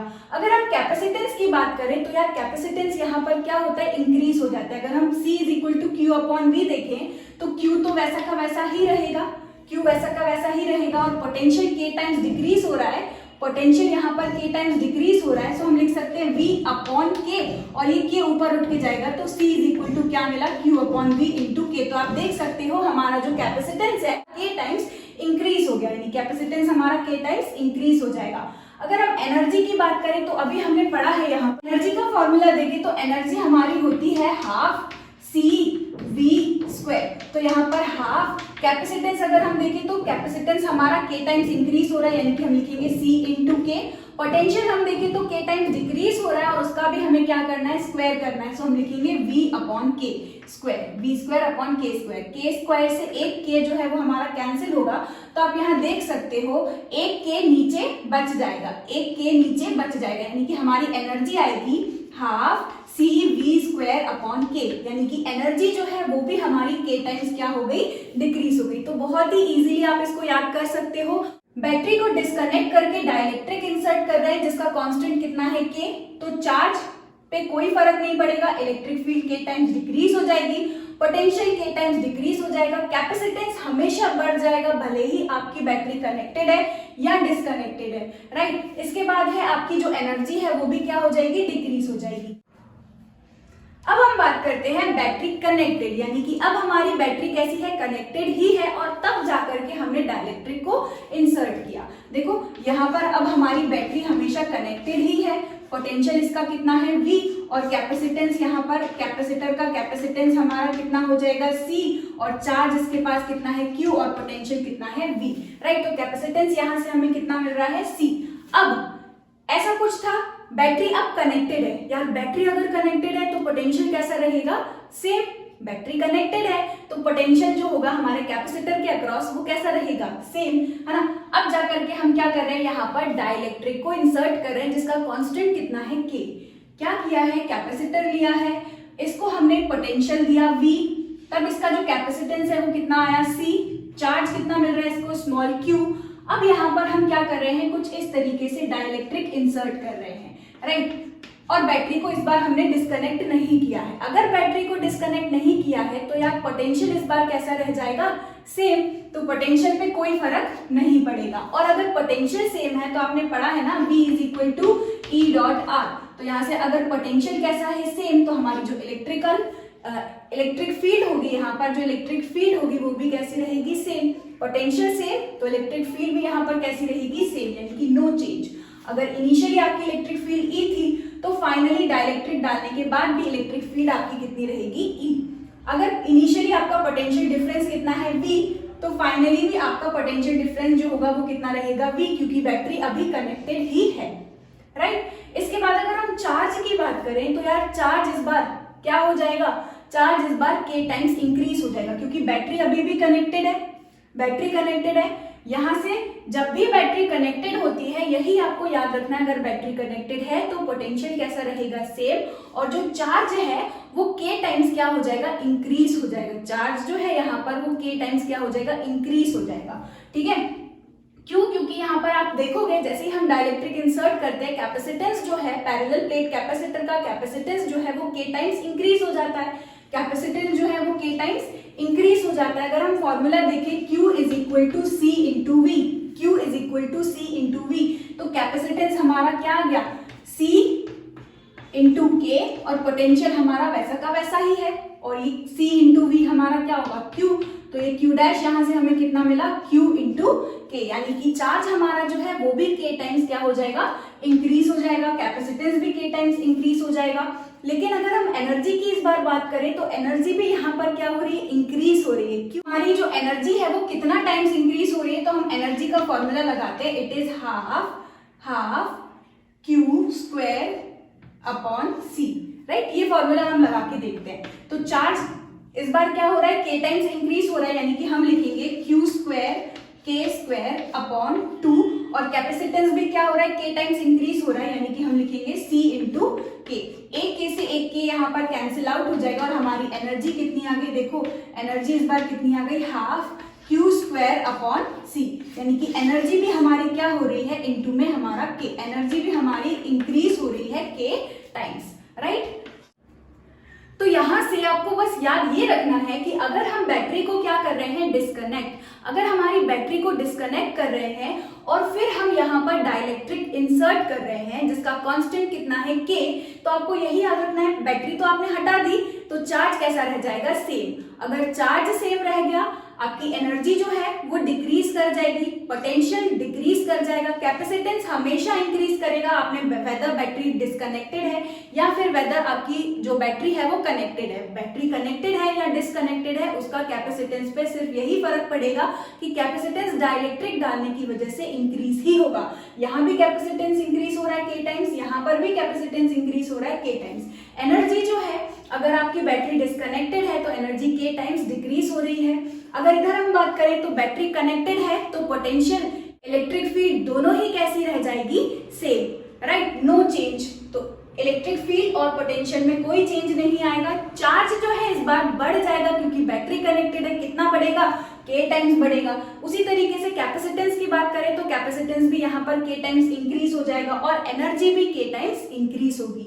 यहाँ पर इफेक्ट किसका ज्यादा था, electric field potential k times decrease कर रहे हैं, एनर्जी भी k टाइम्स डिक्रीज हो रही है। यहाँ पर आपकी जो चार्ज है वो k टाइम्स इंक्रीज हो रहा है, कैपेसिटेंस k टाइम्स इंक्रीज हो रहा है और एनर्जी भी आपकी क्या होगी, k टाइम्स इंक्रीज होगी। एनर्जी, बैटरी कनेक्टेड है तो एनर्जी k टाइम्स इंक्रीज होगी, बैटरी हट गई, अब जो एनर्जी है वो उसको कौन देगा, कैपेसिटर एनर्जी रिलीज करेगा, कैपेसिटर की ही तो एनर्जी डिक्रीज होगी, है ना। अगर बैटरी कनेक्टेड ही नहीं है, अगर बैटरी कनेक्टेड है तो उसको एनर्जी और मिलती रहेगी, इसलिए हमारी बैटरी जब कनेक्टेड होती है तब एनर्जी k टाइम्स इंक्रीज हो जाती है, राइट। और अगर जब बैटरी को हम डिस्कनेक्ट करते हैं तो एनर्जी कौन देगा, कैपेसिटर ही तो देगा, इसलिए कैपेसिटर की एनर्जी k टाइम्स क्या हो जाती है, डिक्रीज हो जाती है। तो यही खत्म करते हैं हमारे ये फॉर्मूले। आई होप सारे जो फॉर्मूले हैं वो मैं कवर कर चुकी हूँ। ये फॉर्मूले अगर आपको पीडीएफ फॉर्म में चाहिए आपको उसके लिए ज्वाइन करना पड़ेगा टेलीग्राम चैनल, उसकी लिंक आपको इस वीडियो के डिस्क्रिप्शन बॉक्स में मिल जाएगी। अब देखते हैं एमसीक्यूज। तो क्वेश्चन नंबर फर्स्ट है, a positively charge particle is released from rest in an uniform electric field, the electric potential energy of the charge। First question यहाँ पर है, हमको गिवन है कि अगर हमारे पास एक पॉजिटिव चार्ज है, एक पॉजिटिवली चार्ज पार्टिकल है जिसको हमने रिलीज किया है रेस्ट से और वहां पर यूनिफॉर्म इलेक्ट्रिक फील्ड अगर प्रेजेंट है तो वो हमारा जो चार्ज पार्टिकल है सबसे पहली चीज तो वो मूव होगा तो कहाँ जाएगा। और हमें ये भी बताना है यहाँ पर कि जो इलेक्ट्रिक पोटेंशियल एनर्जी है वो चार्ज पार्टिकल की A remains constant because electric field is uniform, B increases because charge moves along electric field, C decreases because the charge moves along electric field, D decreases because the charge moves in opposite to the electric field। तो यहाँ पर हमें बताना है इनमें से कौन सा ऑप्शन हमारा करेक्ट है। तो सबसे पहले अगर हम बात करें यूनिफॉर्म इलेक्ट्रिक फील्ड की, तो इस तरीके से अगर यूनिफॉर्म इलेक्ट्रिक फील्ड है, यहाँ पर रखा हुआ एक पॉजिटिव चार्ज पार्टिकल, तो आपको पता होना चाहिए कि यार ये जो पॉजिटिव चार्ज पार्टिकल है उसको अगर हमने रिलीज किया है रेस्ट से तो ये जो चार्ज पार्टिकल है ये जाएगा in the direction of electric field. ये कहाँ मूव होगा, in the direction of electric field, ना कि in opposite to the direction of electric field. जैसे ही इस चार्ज पार्टिकल को हमने रिलीज किया है, जब ये चार्ज पार्टिकल कैसा था, रेस्ट पे था, तब इसकी जो काइनेटिक एनर्जी है वो कैसी होगी, जीरो, और पोटेंशियल एनर्जी जो है वो इसकी कैसी होगी, मैक्सिमम। यहाँ पर जब चार्ज पार्टिकल हमारा कैसा है, रेस्ट पे है, तब उसकी काइनेटिक एनर्जी कैसी होगी, जीरो, एंड पोटेंशियल एनर्जी उस टाइम पे कैसी होगी, मैक्सिमम। और जैसे ही हम इसको रिलीज करेंगे तो ये कहाँ जाएगा, मूव होगा in the direction of electric field, और धीरे धीरे इसकी जो काइनेटिक एनर्जी है वो बढ़ने लगेगी। क्यों, क्योंकि चार्ज पार्टिकल अब मूव कर रहा है, मूव कर रहा है मतलब वेलोसिटी में गेन आएगा, फोर्स लग रहा है। कौन फोर्स लगा रहा है, यहाँ पर इलेक्ट्रिक फील्ड फोर्स लगा रही है, जिसकी वजह से वो आगे की तरफ एक्सेलरेट कर रहा है, यानी कि वेलोसिटी में चेंज आएगा, और वेलोसिटी इंक्रीज होगी यानी कि काइनेटिक एनर्जी अब इस चार्ज पार्टिकल की जो काइनेटिक एनर्जी है वो क्या होगी, इंक्रीज होगी। और अगर काइनेटिक एनर्जी इंक्रीज होगी तो कंजर्वेशन ऑफ एनर्जी से अगर काइनेटिक एनर्जी इंक्रीज हो रही है तो पोटेंशियल एनर्जी क्या कर जाएगी, डिक्रीज कर जाएगी। तो यहाँ पर जब चार्ज पार्टिकल हमारा इलेक्ट्रिक फील्ड के डायरेक्शन में मूव होगा, जब हमारा positive charge particle in the direction of electric field move होगा, तो इलेक्ट्रिक फील्ड में मूव होने की वजह से इसकी काइनेटिक एनर्जी इंक्रीज होगी, लेकिन पोटेंशियल एनर्जी क्या होगी, डिक्रीज होगी। तो यही हमारा क्वेश्चन था कि यार पोटेंशियल एनर्जी क्या होगी, डिक्रीज होगी, and charge particle will move in the direction of electric field. तो देखते हैं हमारा कौन सा ऑप्शन यहाँ पर करेक्ट है, decreases because the charged particle moves along the electric field, option number C जो है यहाँ पर कैसा है, बिल्कुल करेक्ट। देखते हैं सेकंड क्वेश्चन हमारा, what is the capacitance of parallel plate capacitor with air in between its plate, each plate has area 6 millimetre square. अगर इसको हम यूनिट में इसकी यूनिट चेंज करें तो यहाँ पर आएगा 6 into 10 to the power -6 metre square. Millimetre square को हमने मीटर स्क्वायर में चेंज किया, कितना आया 10 की पावर -6 मीटर स्क्वायर। आगे क्या बोल रहे हैं, and the distance between the plate is 3 mm। जो d है उसकी वैल्यू हमें कितनी दी हुई है, 3 mm। फिर से इसको हम मीटर में अगर चेंज करें so it will be 3 into 10 to the power -3 metre, right. कुछ इस तरीके से हमारे पास पैरेलल प्लेट कैपेसिटर है ना, और इनके बीच का जो थिकनेस है it is 3 into 10 to the power -3 metre, and जो इनका एरिया है वो हमारा कितना गिवन है, 6 into 10 to the power -6 metre square. अब यहाँ पर सिर्फ वो कैपेसिटेंस पूछ रहे थे, फॉर्मूला डायरेक्टली हम लगा लेंगे।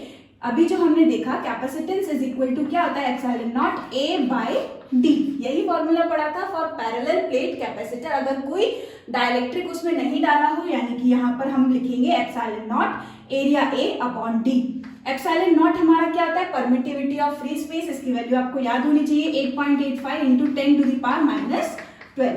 एरिया यहाँ पर कितना गिवन है, एरिया गिवन है 6 into 10 to the power -6 upon distance यहाँ पर कितना गिवन है, 3 इंटू 10 टू द पावर -3। तो यहां से ये आएगा 2 और यहां पर बचेगा 3, और जब हम इसको मल्टीप्लाई करेंगे तो ये आएगा 2 × 16 एंड 17, 8 2 अगेन 16 एंड 17, यानी कि 17.70 into 10 to the power -12 and 10 to the power -3, यानी कि ये कितना हो जाएगा 10 टू द पावर -50। और इसको हम कैसे लिख सकते हैं, इसको हम लिख सकते हैं 10 टू द पावर -15 हमारा कितना होता है, फर्मी, यानी कि we can write 17.7 fermi farad. तो कैपेसिटेंस हमारा यहाँ पर कितना है, 17.7 फर्मी फराड। सो कौन सा ऑप्शन यहाँ पर करेक्ट है, आई थिंक हाँ यहाँ पर हमारा डी ऑप्शन जो है वो करेक्ट है।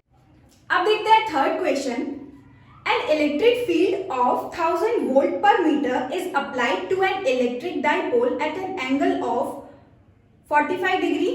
The value of electric dipole moment is 10 to the power -29 coulomb meter.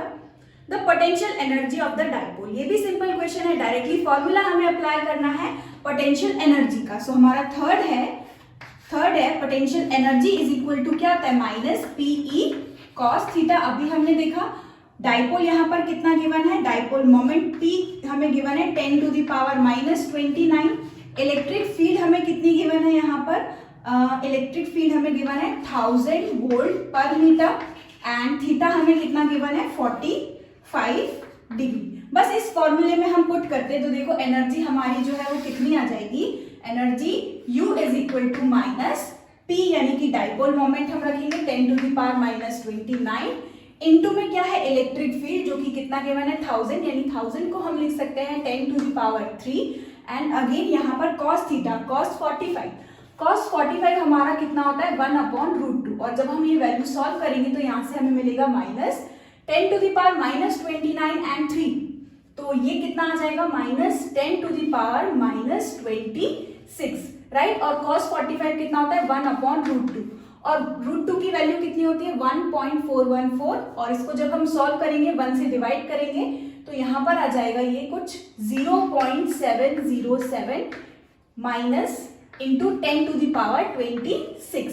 अब एक पॉइंट और इधर हम शिफ्ट करें तो ये हमें मिलेगा -7.07 into 10 to the power -27। Energy काय में होती है, जूल में। देखते हैं कौन सा ऑप्शन यहाँ पर करेक्ट है हमारा, ऑप्शन नंबर बी यहाँ पर करेक्ट है, -7 into 10 to the power 27 joule. अब देखते हैं fourth question, the potential of an electric dipole varies with distance RS। अब यहाँ पर ये बताना है कि पोटेंशियल और जो डिस्टेंस r है उसके बीच जो रिलेशन है वो कैसा होता है। तो यार अभी हमने एक्सिस पर देखा था इक्वेटोरियल पर, तो पोटेंशियल कैसा होता है, 0 डाइपोल की वजह से। और एक्सिस पर हमने देखा था जो कि कितना आता था, kp/r²। पोटेंशियल कितना आता था एक्सिस पर, एक्सियल पॉइंट पर कितना, kp/r², वेयर p हमारा क्या होता है, डाइपोल मोमेंट। तो यहाँ पर अगर हम देखें तो रिलेशन क्या है, potential is inversely proportional to the square of the distance between the center of the dipole and a point where we have to find the potential। ठीक है, ये r हमारा क्या होता है, distance from the center of the dipole to the point where we have to find the potential। so ये potential और r आप यहाँ पर देख सकते हो किस तरीके का रिलेशन है, v is inversely proportional to the square of the distance। सो कौन सा ऑप्शन यहाँ पर करेक्ट है, it is option number B. तो ये भी आपको पता होना चाहिए यहाँ पर कि एक टर्म दूसरी टर्म से किस तरीके से रिलेटेड है, इस तरीके से भी क्वेश्चन यहाँ पर आ सकते हैं। सो फिफ्थ क्वेश्चन है यहाँ पर, देखते हैं हम। A parallel plate capacitor is of area 6 centimetre square. लिख के चलते हैं यहाँ पर, एरिया हमें कितना गिवन है, 6 सेंटीमीटर स्क्वायर, और इसको अगर हम कन्वर्ट करें मीटर स्क्वायर में तो कितना हो जाएगा, 6 × 10⁻⁻⁴ metre square.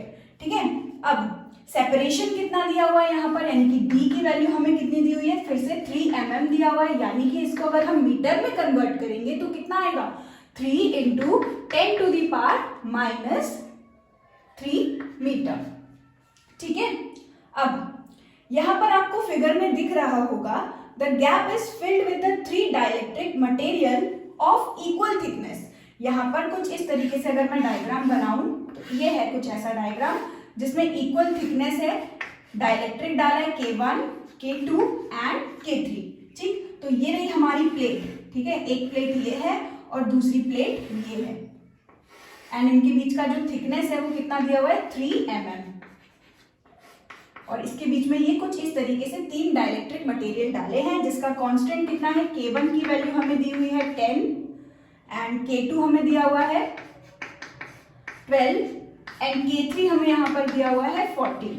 So the gap is filled with the 3 dielectric constant K1 10, K2 12 and K3 14। The dielectric constant of the material which when fully inserted in the above capacitor gives same capacitance. अब वो ये बोल रहे हैं कि अगर हमें यहाँ पर 3 कैपेसिटेंस, अगर हमें यहाँ पर 3 अलग अलग डाइलेक्ट्रिक ना डाल करके कोई एक डाइलेक्ट्रिक डाला है जो कि कुछ इस तरीके से है ना, जिसका कांस्टेंट कितना सपोज कर लेते हैं हम K, तब जो कैपेसिटेंस मिल रहा है हमें, है ना, इसका जो कैपेसिटेंस होगा वो कितना आ जाएगा यहाँ से, C = ε0A/d। ठीक है, ये हमारा फॉर्मूला। और डाइलेक्ट्रिक कितना है कांस्टेंट K, तो यहाँ पर हम क्या करेंगे, K का मल्टीप्लाई करेंगे। ठीक, ये फॉर्मूला भी हमने देखा था अभी, C = क्या होगा, ε0A/d और K। ये कैपेसिटेंस हमारा कब होगा, जब हमारा K जो है डाइलेक्ट्रिक इसमें हमने इंसर्ट किया हो। और अब इन तीनों के कॉम्बिनेशन से जो कैपेसिटेंस आ रहा है, वो कह रहे हैं कि इन तीनों के कॉम्बिनेशन से जो यहाँ पर कैपेसिटेंस इसका निकलेगा, नेट कैपेसिटेंस, वो किसके बराबर होगा, इस वाले कैपेसिटेंस के बराबर होगा। तो यहाँ पर क्या हम ऐसा नहीं कर सकते हैं, ऐसा लिख सकते हैं C = यहाँ पर देखो, अगर एक डाइलेक्ट्रिक है इसकी वजह से एक कैपेसिटेंस बन रहा होगा C1, ये दूसरा डाइलेक्ट्रिक यहाँ पर कैपेसिटेंस बन रहा होगा C2, ये तीसरा कैपेसिटेंस यहाँ पर इसका कैपेसिटेंस हम मान लेते हैं, तीसरे डाइलेक्ट्रिक का कैपेसिटेंस हम मान लेते हैं C3। अब क्योंकि आप देख सकते हो एक प्लेट ये हो गई, सपोज कर लेते हैं ये हमारी पॉजिटिव प्लेट, ये हो गई हमारी नेगेटिव प्लेट। तो यहाँ पर अगर हम पोटेंशियल कनेक्ट करें तो इस वाले में और इस वाले में ये तीनों जो है वो अलग अलग कैपेसिटेंस की तरह बिहेव करेंगे, और तीनों कैसे कनेक्टेड है, पैरेलल कनेक्टेड है। तो अगर हम इनका नेट कैपेसिटेंस निकालें तो क्या हम ऐसा नहीं लिख सकते, net capacitance = C1 + C2 + C3, लिख सकते हैं ऐसा। और तीनों के लिए जो फॉर्मूला होगा वो भी यही होगा, क्योंकि इसका डाइलेक्ट्रिक कांस्टेंट कितना है, K1। अच्छा, इस प्लेट का एरिया हमें कितना दिया हुआ था, कंप्लीट एरिया इसका दिया हुआ था A, लेकिन यहाँ पर क्योंकि लिखा हुआ है देखो, the gap is filled with 3 dielectric material of equal thickness, यानी कि इनका जो एरिया दिया हुआ है 1 2 3 का, उनका जो थिकनेस है वो कैसा है, सेम। अगर इसका कंप्लीट एरिया कितना है A, तो यानी कि इस फर्स्ट वाले का एरिया हम लिख सकते हैं A/3, सेकंड का एरिया हो जाएगा A/3 और इसका भी एरिया कितना हो जाएगा A/3, और इनकी थिकनेस तो कितनी रहेगी, 3, यानी कि D ही रहेगी। ओके, आई होप आपको समझ में आ रहा हो। एक कैपेसिटेंस हमारा ये हो गया जब हमारा डाइलेक्ट्रिक कितना डाला है हमने के, यानी कि इसका जो नेट कैपेसिटेंस होगा वो इसके बराबर होगा, ऐसा क्वेश्चन में हमको दिया हुआ है। अब यहाँ पर अगर हम देखें तो यार सी नेट निकालते हैं तो C1 कैपेसिटेंस हमारा फर्स्ट कितना निकल जाएगा, फॉर्मूला होता है हमारा एप्सिलॉन नॉट। एरिया इस बार कितना हो जाएगा A/3, थिकनेस हमारी कितनी है D ही है, वैल्यूज हम बाद में लास्ट में पुट करेंगे, तो एप्सिलॉन नॉट A/3D, और साथ ही साथ यहाँ पर हमें सेकेंड जो K है डाइलेक्ट्रिक वो कितना दिया हुआ है K1, तो यहाँ पर हम लिख लेते हैं K1, ओके। प्लस सेकेंड का अगर हम देखें तो सेकेंड का एरिया कितना है A/3, थिकनेस अभी भी कितनी है D, डाइलेक्ट्रिक कितना है K2, तो हम लिखते हैं एप्सिलॉन नॉट A/3 K2 और D। प्लस थर्ड का देखिए अगर फिर से एरिया A/3, थिकनेस फिर से D एंड डाइलेक्ट्रिक कितना है K3, सो हम लिखते हैं epsilon not A K3 upon 3D। Net capacitance है वो किसके बराबर है, इस वाले कैपेसिटेंस के बराबर है, ठीक। तो यानी कि हम लिख सकते हैं एप्सिलॉन नॉट A K/D। अगर हम यहां से देखो epsilon naught area A and thickness D को कॉमन ले तो अंदर क्या बच रहा है K1 plus K2 plus K3 and upon में 3, राइट। और यहां से एप्सिलॉन नॉट A K/D, तो एप्सिलॉन नॉट से एप्सिलॉन नॉट कैंसिल, A से A कैंसिल, D से D कैंसिल, यहाँ पर आ गया K is equal to K1 कितना दिया हुआ है 10 प्लस K2 कितना दिया हुआ है 12 प्लस K3 यहाँ पर कितना दिया हुआ 14 एंड अपॉन में 3। तो हमें बताना है कि उसका डाइलेक्ट्रिक जो है वो कितना होगा, तो यहाँ से देखो 10 प्लस 12 प्लस 14 ये कितना आ जाएगा 36 अपॉन 3 यानी कि 12। तो यहाँ से हमारा टोटल जो डाइलेक्ट्रिक है इसका वो कितना आ गया 12, ठीक।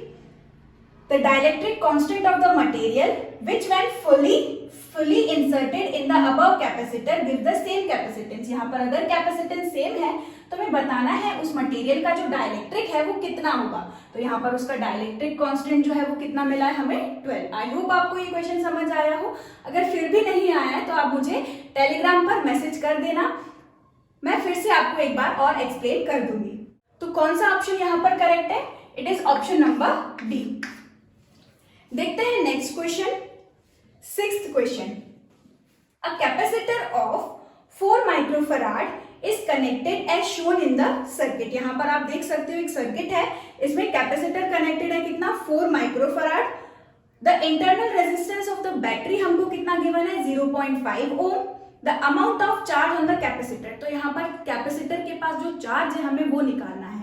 कैपेसिटर का जो कैपेसिटेंस है हमको कितना दिया हुआ है, क्वेश्चन नंबर 6। कैपेसिटर का जो कैपेसिटेंस है it is 4 microfarad. Internal resistance हमको कितना दिया हुआ है, it is 0.5 ohm. It is 0.5 ohm. हमें यहाँ पर चार्ज पता करना है, क्यू पता करना है, और साथ ही साथ अगर हम यहाँ सर्किट देखें तो कुछ इस तरीके का डायग्राम है। देखो ये रहा हमारा कैपेसिटर और यहाँ पर एक 10 ओम का रेजिस्टर लगा हुआ है, रेजिस्टेंस लगा हुआ है, और ये है हमारी बैटरी। उसके साथ यहाँ पर इंटरनल रेजिस्टेंस और बनाते हैं, कितना है 0.5, और ये है हमारा 2.5 वोल्ट की बैटरी, और इसी के साथ एक्सटर्नल रेजिस्टेंस एक और यहाँ पर कनेक्टेड है जो कि है कितना 2 ओम। तो यहाँ पर हमें ये बताना है कि इस कैपेसिटर के पास चार्ज कितना होगा। यार चार्ज पता करने के लिए तो हमें ये पता होना चाहिए कि इस कैपेसिटर के अक्रॉस यहाँ पर जो पोटेंशियल है वो कितना होगा, क्योंकि बैटरी ये कनेक्टेड है ना, बैटरी यहाँ पर लगी हुई है। तो हमें सबसे पहले तो चार्ज अगर हम निकालें तो चार्ज का फॉर्मूला होता है Q is equals to C into V। तो कैपेसिटेंस तो हमें गिवन है 4 माइक्रोफैराड, पोटेंशियल यहाँ पर गिवन नहीं है, तो हमें ये जो सर्किट है ना, इंटरनल रेजिस्टेंस, बैटरी, ये सब दिया हुआ है क्या फाइंड करने के लिए, पोटेंशियल ही फाइंड करने के लिए। तो यहाँ पर अगर हम इसके अक्रॉस पोटेंशियल निकालें तो सबसे पहली चीज जो आपको यहाँ पर समझनी है वो ये, क्योंकि यहाँ पर हमारा जो कैपेसिटर है वो कैसा है, कंप्लीटली यहाँ पर चार्ज है। जब कैपेसिटर चार्ज हो और यहाँ पर बैटरी लगी हो 2.5 वोल्ट, तो आपने पढ़ा होगा कि impedance across the capacitor is equal to 1 upon omega c या फिर 1 upon 2 pi f और c। ठीक है, यहाँ पर हम क्या निकाल रहे हैं, इम्पीडेंस, या फिर सिंपली आप समझ लो रेजिस्टेंस। तो हम ये पता कर रहे हैं कि हमारा जो कैपेसिटर है उसके पास कितना रेजिस्टेंस होगा, क्योंकि कैपेसिटर जो है वो कंप्लीटली चार्ज है। यहाँ पर कैपेसिटर के पास ऑलरेडी यहाँ पर चार्ज प्रेजेंट है ना, तो उसके पास जो रेजिस्टेंस है वो कितना होगा, वो कितना रेजिस्टेंस यहाँ पर ऑफर कर रहा होगा। अगर हम ये निकालें तो क्योंकि यहाँ पर बैटरी कनेक्ट लगी हुई है और वो बैटरी कैसी है, एक डीसी, ये जो सर्किट है यहाँ पर वो कैसी है, एक डीसी सर्किट है। तो डीसी सर्किट के लिए जो फ्रीक्वेंसी होती है वो कैसी होगी, जीरो। डीसी सर्किट के लिए जो फ्रीक्वेंसी होगी वो कैसी होगी, जीरो। और यहाँ पर हम 1/0 करेंगे तो ऑब्वियसली हमें जो रेजिस्टेंस है वो कैसा मिलेगा, इनफिनाइट। तो आप समझ जाओ कि यार अगर हमारे पास एक चार्ज कैपेसिटर कनेक्टेड है किसी सर्किट में तो उसमें से कोई भी करंट जो है वो फ्लो नहीं होने वाला। No current flows through the circuit where the capacitance is connected. ठीक, तो यहाँ पर इस वाले सर्किट में कोई भी करंट फ्लो नहीं होगा। इसका रीजन क्या है, क्योंकि यार जो रेजिस्टेंस हमारा कैपेसिटर ऑफर करेगा वो कितना होगा, इंफिनिटी। अगर इनफिनाइट रेजिस्टेंस हो जाएगा तो ऑब्वियसली करंट कैसा हो जाएगा उस सर्किट में, जीरो। ठीक, तो यहाँ से हमारा रेजिस्टेंस इनफिनाइट आया तो इस सर्किट में कोई करंट फ्लो नहीं होगा। इसका ये मतलब है कि यहाँ से जो बैटरी कनेक्टेड है वो करंट आई निकालेगी, वो सारा का सारा कहाँ जाएगा, नीचे वाली सर्किट से होते हुए वापस आ जाएगा कहाँ पर, कुछ इस तरह से यहाँ पर इस सर्किट से जाते हुए वापस यहाँ पर आ जाएगा। क्योंकि यहाँ पर वोल्टेज अक्रॉस द कैपेसिटर निकालना है और ये आप देख सकते हो पूरा सर्किट कैसा कनेक्टेड है, पैरेलल। तो इसके अक्रॉस जो पोटेंशियल होगा, इसके अक्रॉस भी वही पोटेंशियल डिफरेंस होगा और इसके अक्रॉस भी हमारा वही पोटेंशियल डिफरेंस होगा।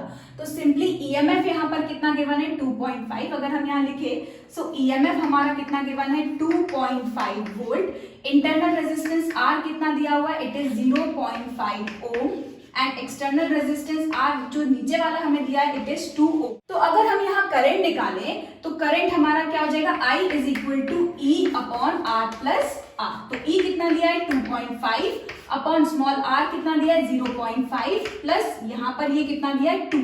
तो ये मिलेगा 2.5 अपॉन 2.5 यानी कि हमारा करंट कितना आ गया, 1 एम्पियर। इस सर्किट में कितना है, 1 एम्पियर। अब हमने करंट क्यों निकाला यार, पोटेंशियल पता करने के लिए। तो इसके अक्रॉस हमें पता चला करंट कितना है, 1 एम्पियर। इसके अक्रॉस भी करंट कितना है, 1 एम्पियर। रेजिस्टेंस यहाँ पर कितना दिया है, 2 एम्पियर। तो हमें पोटेंशियल निकालना है। तो डायरेक्टली या तो आप क्या कर सकते हो, टर्मिनल वोल्टेज वाला फॉर्मूला लगा लो, V is equal to E minus I R, या फिर दूसरी वाली सर्किट में जितना पोटेंशियल होगा यहाँ इसके अक्रॉस, जितना पोटेंशियल इसके अक्रॉस होगा नीचे वाली सर्किट में उतना ही इसके अक्रॉस होगा और उतना ही हमारे कैपेसिटेंस के अक्रॉस पोटेंशियल डिफरेंस होगा। तो हम अगर नीचे देखें तो रेजिस्टेंस कितना है, 2। करंट हमें सर्किट में पता चल चुका है कितना है, 1। तो यहाँ पर पोटेंशियल जो है हमारा क्या हो जाएगा, V is equal to I into R. Current कितना है, 1, रेजिस्टेंस कितना है, 2, तो हमारा पोटेंशियल कितना आ गया, 2 वोल्ट। तो 2 वोल्ट इसके अक्रॉस होगा, 2 वोल्ट इसके अक्रॉस होगा पोटेंशियल डिफरेंस और 2 वोल्ट इसके अक्रॉस होगा, यानी कैपेसिटर के अक्रॉस पोटेंशियल कितना मिला, 2। कैपेसिटेंस कितना है, 4 माइक्रो। पोटेंशियल कितना मिला, 2, यानी कि हमारा 4 टू ज़ा कितना आया, 8 माइक्रो कूलम जो है हमारा चार्ज आया। आई होप आपको ये क्वेश्चन समझ आया। सेम यही क्वेश्चन अगर आपको यहाँ पर नहीं समझ आया तो इसको मैंने और थोड़ा सा डिफरेंट वे में समझाने की कोशिश की है दूसरे वीडियो में, उसकी लिंक आपको नीचे डिस्क्रिप्शन बॉक्स में मिल जाएगी। एनसीईआरटी एग्जाम्पलर का क्वेश्चन है, ठीक है। देखते हैं question number 7। The physical quantity having SI unit Newton पर कूलम। क्या कह रहा है 7th क्वेश्चन में, अगर एसआई यूनिट कितनी दी हुई है, न्यूटन मीटर पर कूलम, तो हमें बताना है ये ऐसा यूनिट जो है वो किस फिजिकल क्वांटिटी की यूनिट है। तो यार इस तरीके से भी क्वेश्चन आपसे पूछे जा सकते हैं। न्यूटन किसकी यूनिट होती है, फोर्स की। मीटर किसकी यूनिट होती है, डिस्टेंस की, यानी कि हम इसको लिख सकते हैं आर। एंड कूलम यानी कि किसकी यूनिट होती है, चार्ज की। अपॉन में क्या लिख देंगे हम, चार्ज।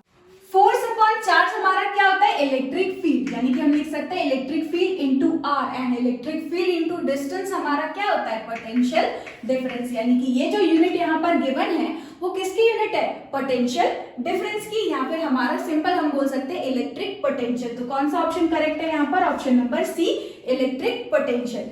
इसके बाद देखते हैं 8th question. Which of the following statements is not true about equipotential surface? इनमें से कौन से स्टेटमेंट जो है equipotential surface के लिए सही नहीं है। फर्स्ट स्टेटमेंट रीड करते हैं, surfaces are closer in region of large electric field compared to region of lower electric field. Okay, so यहाँ पर लार्ज इलेक्ट्रिक फील्ड में हमारा जो सरफेसेस होंगे वो बहुत क्लोजर होंगे। तो ये स्टेटमेंट कैसा है, बिल्कुल करेक्ट। अगर हम बात कर रहे हैं एक डाइपोल की, तो एक डाइपोल के पास क्या होगा, positive charge as well as negative charge. तो यहाँ पर हम देखेंगे पॉजिटिव चार्ज से इलेक्ट्रिक फील्ड कुछ इस तरीके से निकलती है ना, और यहाँ पर अगर हम देखेंगे तो कुछ इस तरीके से यहाँ पर इस पॉजिटिव से निकलकर नेगेटिव में एंटर होगी, है ना, और यहाँ से निकलेगी कुछ इस तरीके से। तो यहाँ पर हम देख सकते हैं कि इस तरफ हमारी इलेक्ट्रिक फील्ड लाइंस कैसी है, बहुत क्लोजर, और इधर भी इलेक्ट्रिक फील्ड कैसी है, बहुत क्लोजर, और इधर हमारी इलेक्ट्रिक फील्ड लाइंस कैसी है, बहुत दूर, है ना। यहाँ पर इलेक्ट्रिक फील्ड कैसी हो गई, ज्यादा, यहाँ पर इलेक्ट्रिक फील्ड कैसी हो गई, ज्यादा, और यहाँ पर इलेक्ट्रिक फील्ड कैसी हो गई, कम। और एक डाइपोल के लिए आपने पढ़ा होगा इक्विपोटेंशियल सरफेस कुछ इस तरीके से इलिप्टिकल बनते हैं, कुछ इस तरीके से एलिप्स बनते हैं, ठीक है। एक डाइपोल के लिए ये हमारे सरफेसेस कुछ इस तरीके से बनते हैं, ठीक है। तो यहाँ पर आप देख सकते हो जहां पर इलेक्ट्रिक फील्ड बहुत क्लोजर है, या हम बोले जहां पर इलेक्ट्रिक फील्ड कैसी है, ज्यादा, वहां पर हमारा जो सरफेस है वो भी कैसा होगा, ज्यादा होगा, या फिर हम बोल सकते हैं बहुत ही ज्यादा क्राउडेड होगा। तो करेक्ट है हमारा first statement.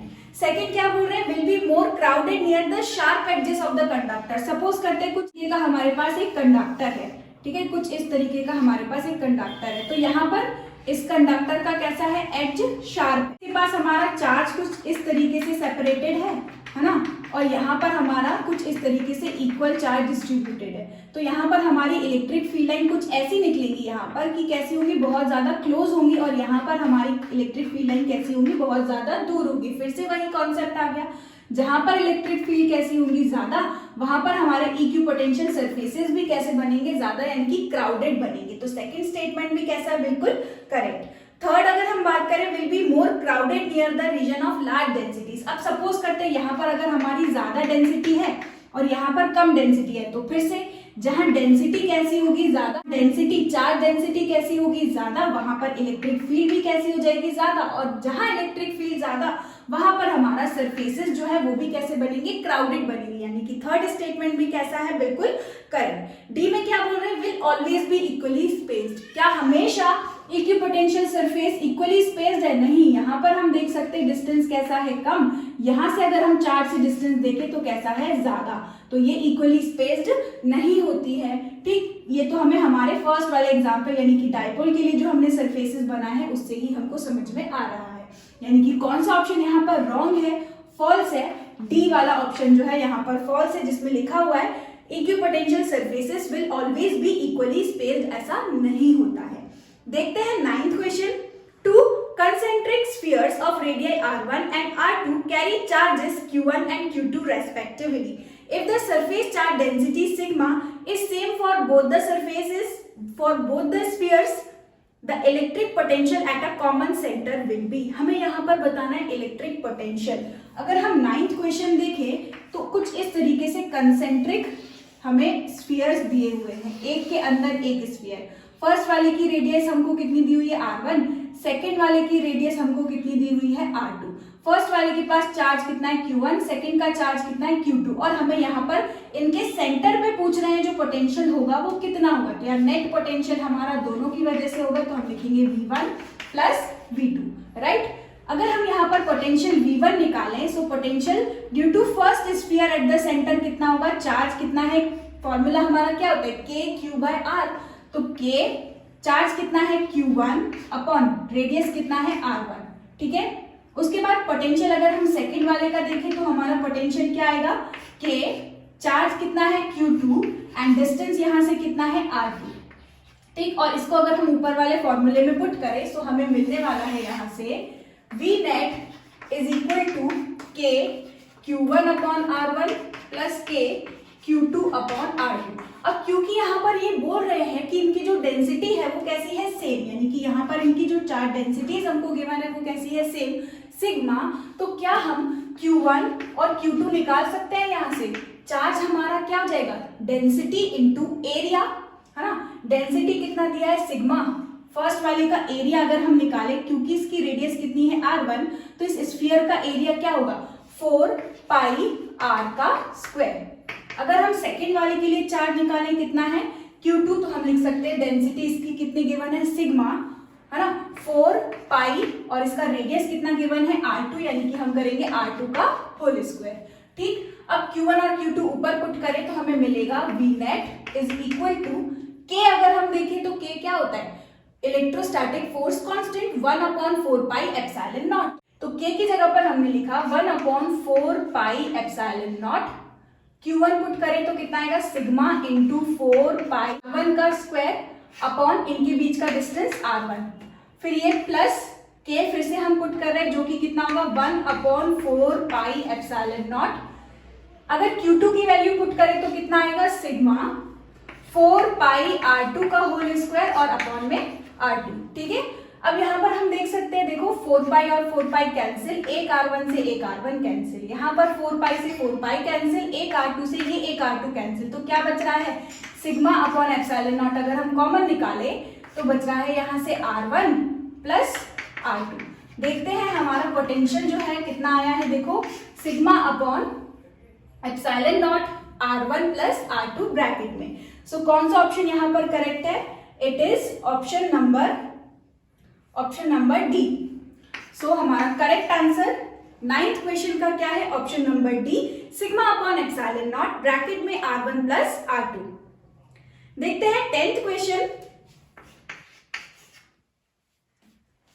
An electric dipole of length 4 cm when placed with its axis making an angle of 60 degree with a uniform electric field experiences a torque of 4√3 Newton meter.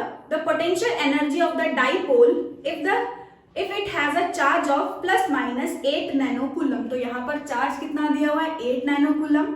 Dipole की length दी हुई है 4 centimetre. Angle हमारा कितना दिया हुआ है electric field से dipole moment का 60 डिग्री। लेकिन यहाँ पर टॉर्क गिवन है 4√3 ई की वैल्यू, यहाँ पर हमारा इलेक्ट्रिक फील्ड जो है वो यहाँ नहीं गिवन है। और दूसरी चीज यहाँ पर सबसे लास्ट में क्या पूछा है, अगर चार्ज कितना है प्लस माइनस 8 नैनोकूलम, तो हमें बताना है पोटेंशियल एनर्जी कितनी है। अगर हम पोटेंशियल एनर्जी का फॉर्मूला देखें तो क्या होता है minus P E cos theta. Torque क्योंकि यहाँ पर दिया हुआ है तो टॉर्क का फॉर्मूला क्या होता है पीई साइन थीटा। ठीक है, अब देखो थीटा गिवन है, डाइपोल गिवन है, थीटा गिवन है, डाइपोल गिवन है, ई की जो वैल्यू है वो गिवन नहीं है, यहाँ पर टॉर्क गिवन है और हमें यू बताना है। तो क्या हम इसको ऐसा नहीं कर सकते, इलेक्ट्रिक फील्ड हम इस वाले से निकाले, electric field is equal to क्या आ जाएगा torque upon P sine theta, है ना। और इस इलेक्ट्रिक फील्ड को हम डाल देते हैं हमारे ऊपर वाले फॉर्मूले में, इससे फटाफट सॉल्व हो जाएगा। यानी कि हम लिख सकते हैं potential energy U is equal to minus P E, electric field की जगह पर हम ये पुट कर रहे हैं torque upon P sine theta और ऊपर कितना चल रहा है कॉस थीटा। तो यहां से देखो एक तो पी से पी कैंसिल, कैलकुलेशन और भी फास्ट हो गई हमारी। माइनस टॉर्क हमको कितना दिया हुआ है 4√3, तो ये रखा 4√3। कॉस थीटा हमें कितना दिया हुआ है 60, तो हम लिखेंगे कॉस 60 अपॉन नीचे कितना है साइन 60।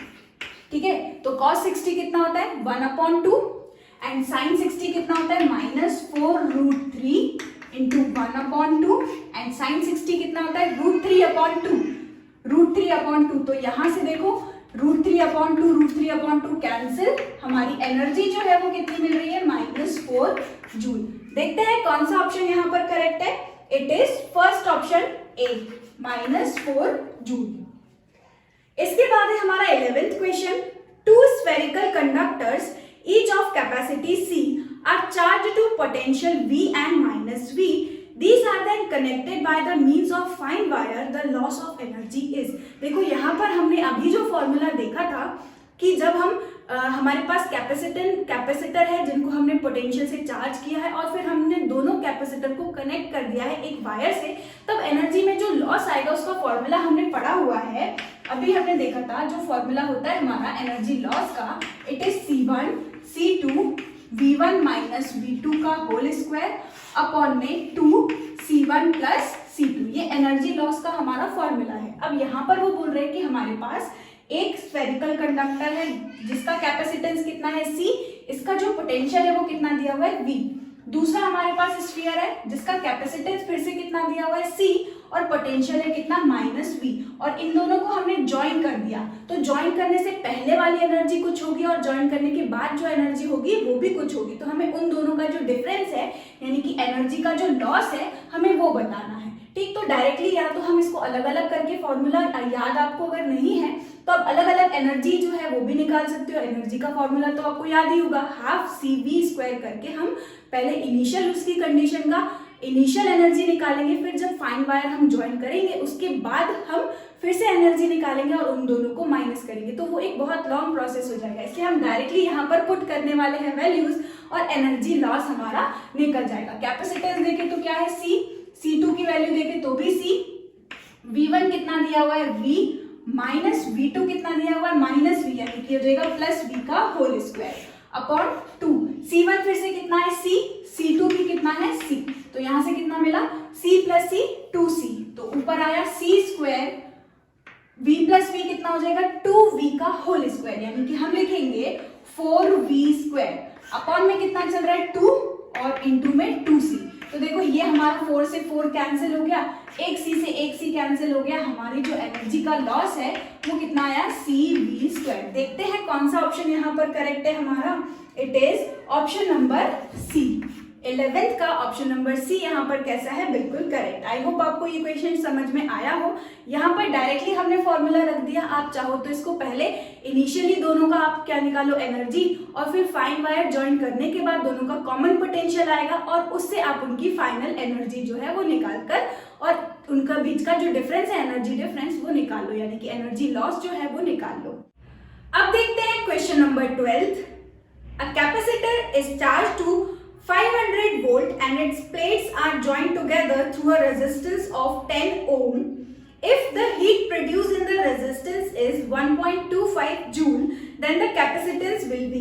So 12th question यहाँ पर है कि हमें कैपेसिटेंस फाइंड करना है, एनर्जी यानी कि हमारी जो हीट है वो हमको कितना दिया हुआ है 1.25 जूल, एंड पोटेंशियल हमारा कितना है 500 वोल्ट, एंड रेजिस्टेंस यहाँ पर कितना दिया हुआ है 10 ओम।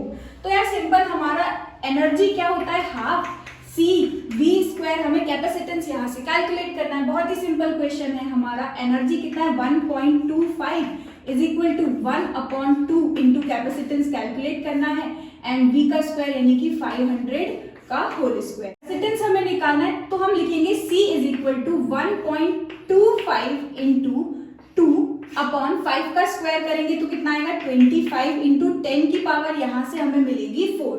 ओके, और ये पॉइंट हटाए तो यहाँ से एक और 10 की पावर 2 हमें मिलेगा। 25 और 125 को कैंसिल करेंगे तो कितना आएगा 5, अगेन 5 2 जा कितना होता है 10 की पावर 4 और 10 की पावर 2 यानी कि कितना हो जाएगा 10 की पावर 6, और 10 की पावर 6 को ऊपर लेके आएंगे तो ये आएगा 10 इंटू 10 की पावर -6। 10 की पावर -6 को हम क्या लिख सकते हैं माइक्रो, यानी कि जो हमारा कैपेसिटेंस है वो कितना आ रहा है देखो 10 माइक्रोफैराड। देखते हैं कौन सा ऑप्शन यहाँ पर करेक्ट है। It is option number B. इसके बाद देखते हैं हमारा 13th question. Two parallel plate capacitors X and Y have the same area of plates and same separation between them. X has air between the plates while Y contains a dielectric medium of K4. Equivalent capacitance यहाँ पर हमको दिया हुआ है कितना है 4 microfarad. Estimate the ratio of electrostatic energy stored in X and Y. तो यहाँ पर अगर हम डायग्राम बनाएं तो कुछ इस तरीके से हमें गिवन है X एंड यहाँ पर कनेक्टेड है हमारा Y, और ये पोटेंशियल 15 वोल्ट से कनेक्टेड है, 15 वोल्ट इनका नेट पोटेंशियल है, और हमें यहाँ पर बताना है एनर्जी का जो रेशियो होगा वो कितना होगा। अच्छा, फर्स्ट वाले में कोई भी यहाँ पर मीडियम नहीं है, लेकिन सेकेंड वाले में एक डाइलेक्ट्रिक मीडियम डला हुआ है जिसका कांस्टेंट K कितना दिया हुआ है हमें 4। ओके, और हाँ इसका जो इक्विवेलेंट कैपेसिटेंस है वो भी हमें कितना दिया हुआ है 4 माइक्रोफैराड। अब देखो, अब क्योंकि यहाँ हमें एनर्जी का रेशियो निकालना है तो हम लिख सकते हैं UX/UY। ठीक, एनर्जी का फॉर्मूला हमारा क्या होता है हाफ CV², तो हमारा ऊपर आएगा CX VX का square upon half CY V Y का स्क्वायर। ठीक, सिंपल हमने फॉर्मूला रखा है, ऊपर हमने x का कैपेसिटेंस और x का पोटेंशियल ले लिया। क्योंकि ये दोनों सीरीज में कनेक्टेड है तो इनका अपना अपना जो पोटेंशियल होगा वो कैसा होगा, अलग होगा। तो इसलिए हमने ऊपर वाले के लिए ले लिया है वी एक्स का स्क्वायर और नीचे वाले का पोटेंशियल हमने माना है वी वाई। बस अब हमें यहाँ पर c x, c y, v x and v Y का जो वैल्यू है वो कैलकुलेट करना है। तो सबसे पहले अगर हम कैपेसिटेंस निकालें, क्योंकि इक्विवेलेंट कैपेसिटेंस कितना दिया हुआ है 4 माइक्रोफैराड, तो अगर हम सबसे पहले कैपेसिटेंस देखें सी एक्स जो कि होता है epsilon naught A by D, इसको हम मान सकते हैं सिंपल सी।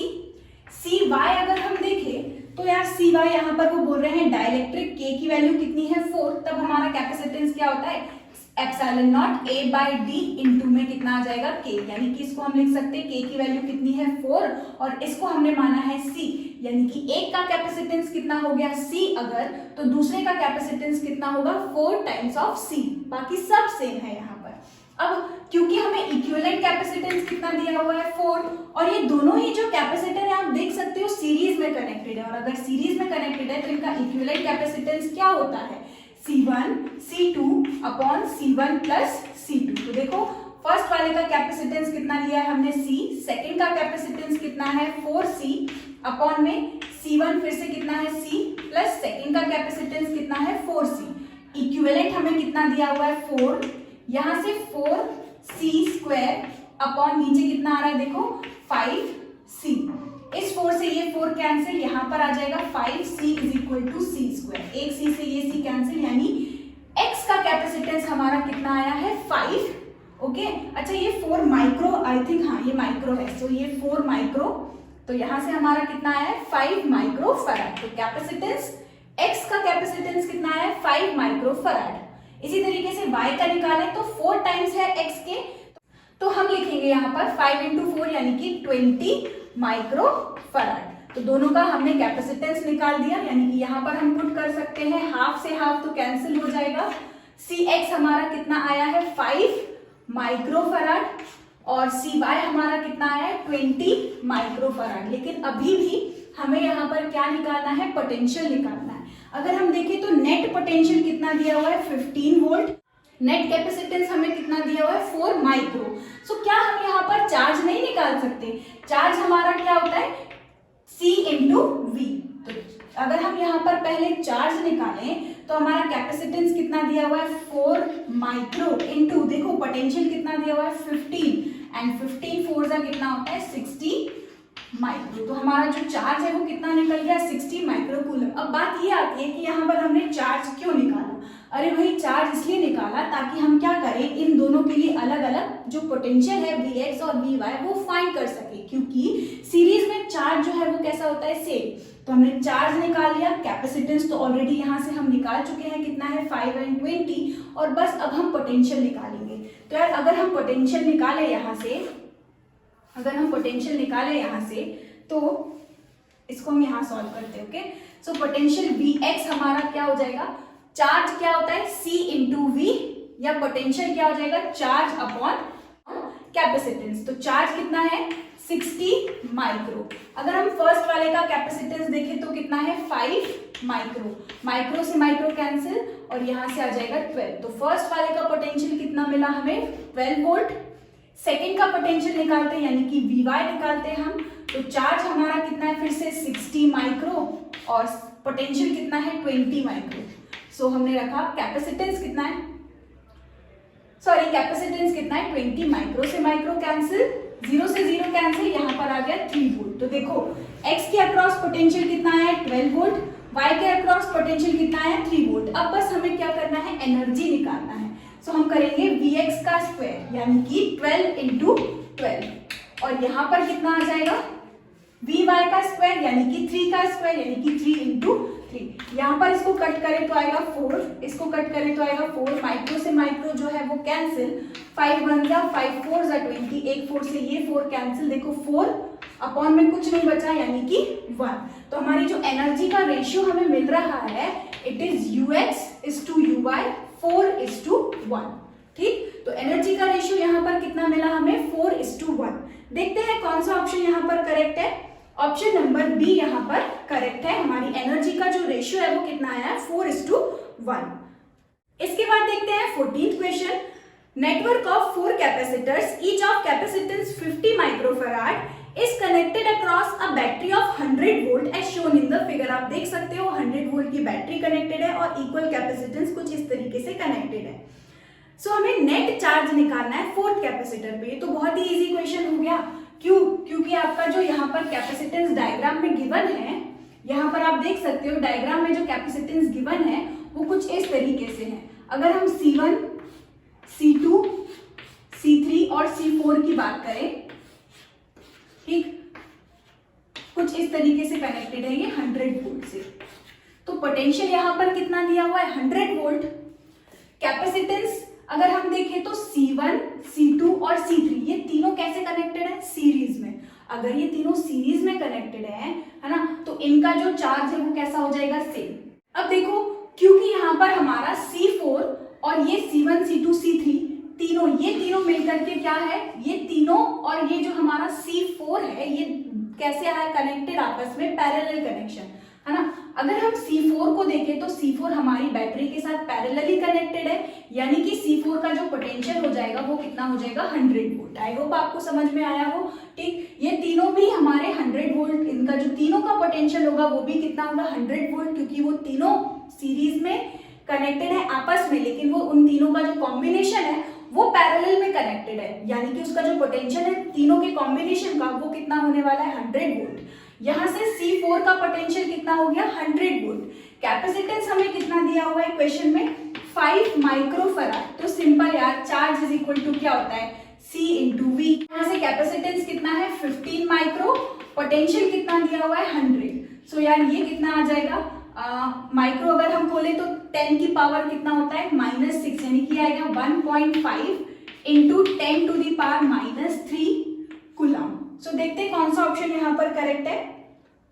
अच्छा, ये इसको हम 10 की पावर -3 को मिली भी बोलते हैं, तो ये आ जाएगा 1.5 मिली कूलम। सो हमारा चार्ज कितना आया है? 1.5 मिली कूलम। करेक्ट ऑप्शन यहाँ पर कौन सा है? Option number C. इसके बाद देखते हैं हम आज का last question 15th। N identical capacitors joined in parallel are charged to common potential V। हमने क्या किया है? हमने N कैपेसिटर्स को पैरेलल कनेक्ट किया। ठीक है, कुछ इस तरीके से N कैपेसिटर पैरेलली कनेक्टेड थे। ठीक, N कैपेसिटर कनेक्टेड थे कुछ इस तरीके से, और बैटरी हमारी कितनी है? V volt. तो इनका जो कैपेसिटेंस है, सबसे पहले अगर हम इक्विवेलेंट कैपेसिटेंस निकालें तो कितना आ जाएगा? इक्विवेलेंट कैपेसिटेंस यहां से निकलेगा, क्योंकि ये सब पैरेलल में कनेक्टेड है। तो पैरेलल में फॉर्मूला हमारा क्या होता है? C1 plus C2 plus C3 plus C4 up to Cn, और n कनेक्टेड है, यानी कि हमारा हो जाएगा n इंटू C। इक्वल है सारे, तो n इंटू C हमारा नेट इक्विवेलेंट कैपेसिटेंस हो जाएगा। अगर हम पोटेंशियल की बात करें तो यार पोटेंशियल, ये सबका जो पोटेंशियल होगा वो कितना होगा? V। सो पोटेंशियल हमारा V भी कितना है? V। अब क्या बोल रहे हैं वो? Battery is disconnected. अब हमने क्या किया? बैटरी को डिस्कनेक्ट कर दिया। Now the capacitors are joined in series. अब ये इन्हीं कैपेसिटर्स को हमने ज्वाइन किया है सीरीज में। तब हमें बताना है for the new combination energy and potential both remain unchanged, energy will remain same, potential will become NV, energy and potential both will become n times, या फिर energy will become n times and potential will remain V। तो हमें यहाँ पर देखो energy निकालनी पड़ेगी। अगर हम पोटेंशियल की बात करें तो यार इनिशियली ये सारे पैरेलल में कनेक्टेड है, तो पोटेंशियल इनके पास कितना आएगा? V, और इनका नेट कैपेसिटेंस कितना हो जाएगा? N into C। अगर हम यहाँ पर एनर्जी निकालें तो इनकी जो इनिशियल एनर्जी है वो कितनी हो जाएगी? Half CV²। हमारा फॉर्मूला होता है, तो हम लिखेंगे हाफ इंटू C, हमारा कितना होगा? N इंटू C, और पोटेंशियल तो इसका क्या है? V ही है, तो हम करेंगे V का स्क्वायर। तो हम यहाँ पर करेंगे V का स्क्वायर। सो यहाँ से हमें एनर्जी कितनी मिल रही है? Half NCV²। ओके, अब इसी को हम हटा करके, इन सारे कैपेसिटर को हम इस कनेक्शन से हटा करके बैटरी को डिस्कनेक्ट किया। अब इन सारे कैपेसिटर्स को हम कनेक्ट कर रहे हैं सीरीज में। जब इन सबको हम सीरीज में कुछ इस तरीके से कनेक्ट करेंगे, हर एक का पोटेंशियल कितना है? V। तो नेट पोटेंशियल कितना हो जाएगा यार इस बार? अब हमारा नेट पोटेंशियल हो जाएगा N इंटू V। ठीक है। सबका पोटेंशियल कितना है, V V V ऐसे करके n कैपेसिटर कनेक्टेड है, तो सबका पोटेंशियल कितना हो जाएगा, n इंटू वी। अगर हम कैपेसिटेंस की बात करें तो n आइडेंटिकल कैपेसिटर हमारे पास कनेक्टेड है, तो इनका जो इक्विवेलेंट कैपेसिटेंस होगा it will B C upon n। अब अगर हम एनर्जी निकालें तो आप देख सकते हो एनर्जी फाइनल हमारी क्या निकल जाएगी, हाफ कैपेसिटेंस C यानी कि C अपॉन n, और पोटेंशियल यहाँ पर कितना दिया हुआ है, n इंटू वी का स्क्वायर यानी n स्क्वायर वी स्क्वायर। एक n से एक n कैंसिल, आप देख सकते हो half C n V square, यानी एनर्जी हमारी जैसे इनिशियली कनेक्टेड थे जब वो, तब जो एनर्जी थी हमारी, फाइनल एनर्जी भी हमारी सेम वही की वही है, यानी कि इनिशियल एनर्जी कैसी है, equal to final energy, there is no change in energy. तो यहाँ पर एनर्जी कैसी रहेगी, सेम। लेकिन अगर पोटेंशियल में ध्यान दें तो इनिशियली सब पैरेलल में कनेक्टेड थे, तो पोटेंशियल सबका कितना था, V। लेकिन जब हमने सीरीज में कनेक्ट किया तो उनका जो नेट पोटेंशियल है वो हमें कितना मिल रहा है, n इंटू वी, यानी पोटेंशियल n टाइम्स इंक्रीज हो गया एंड जो एनर्जी है वो कैसी है, सेम रहेगी। तो देखते हैं कौन सा ऑप्शन यहाँ पर करेक्ट है हमारा। A, energy and potential both remain unchanged. B, energy will remain same, potential will become nv, यानी कि करेक्ट ऑप्शन यहाँ पर कौन सा है हमारा, 15 का option number B। Correct answer B, energy will remain same. देखो एनर्जी हमारी कैसी है, इनिशियली जब वो पैरेलल में कनेक्टेड थे तब भी वही थी, और जब वो सीरीज में उसको कनेक्ट किया तब भी एनर्जी हमारी सेम टू सेम वही निकली है, यानी एनर्जी रिमेन सेम एंड जो पोटेंशियल है वो n टाइम्स क्या हो गया, इंक्रीज हो गया। सो करेक्ट आंसर है ऑप्शन नंबर B। इसी क्वेश्चन के साथ एंड करते हैं इस वीडियो को, और इस वीडियो से आपको थोड़ी सी भी हेल्प मिली हो तो प्लीज इसको अपने फ्रेंड्स के साथ शेयर जरूर करना। And thank you so much for supporting, thank you so much for watching this video. इसके बाद हम करेंगे one shot for chapter number 3 that is current electricity. Thank you so much. इस आज जो हमने क्वेश्चंस प्रैक्टिस किए हैं, साथ ही साथ जो हमने फॉर्मूले डिस्कस किए हैं, उसकी पीडीएफ आपको आज ही मिल जाएगी टेलीग्राम ग्रुप पे, तो टेलीग्राम ग्रुप ज्वाइन करना मत भूलना, उसकी लिंक आपको नीचे डिस्क्रिप्शन बॉक्स में मिल जाएगी। Thank you so much for watching this video, bye bye.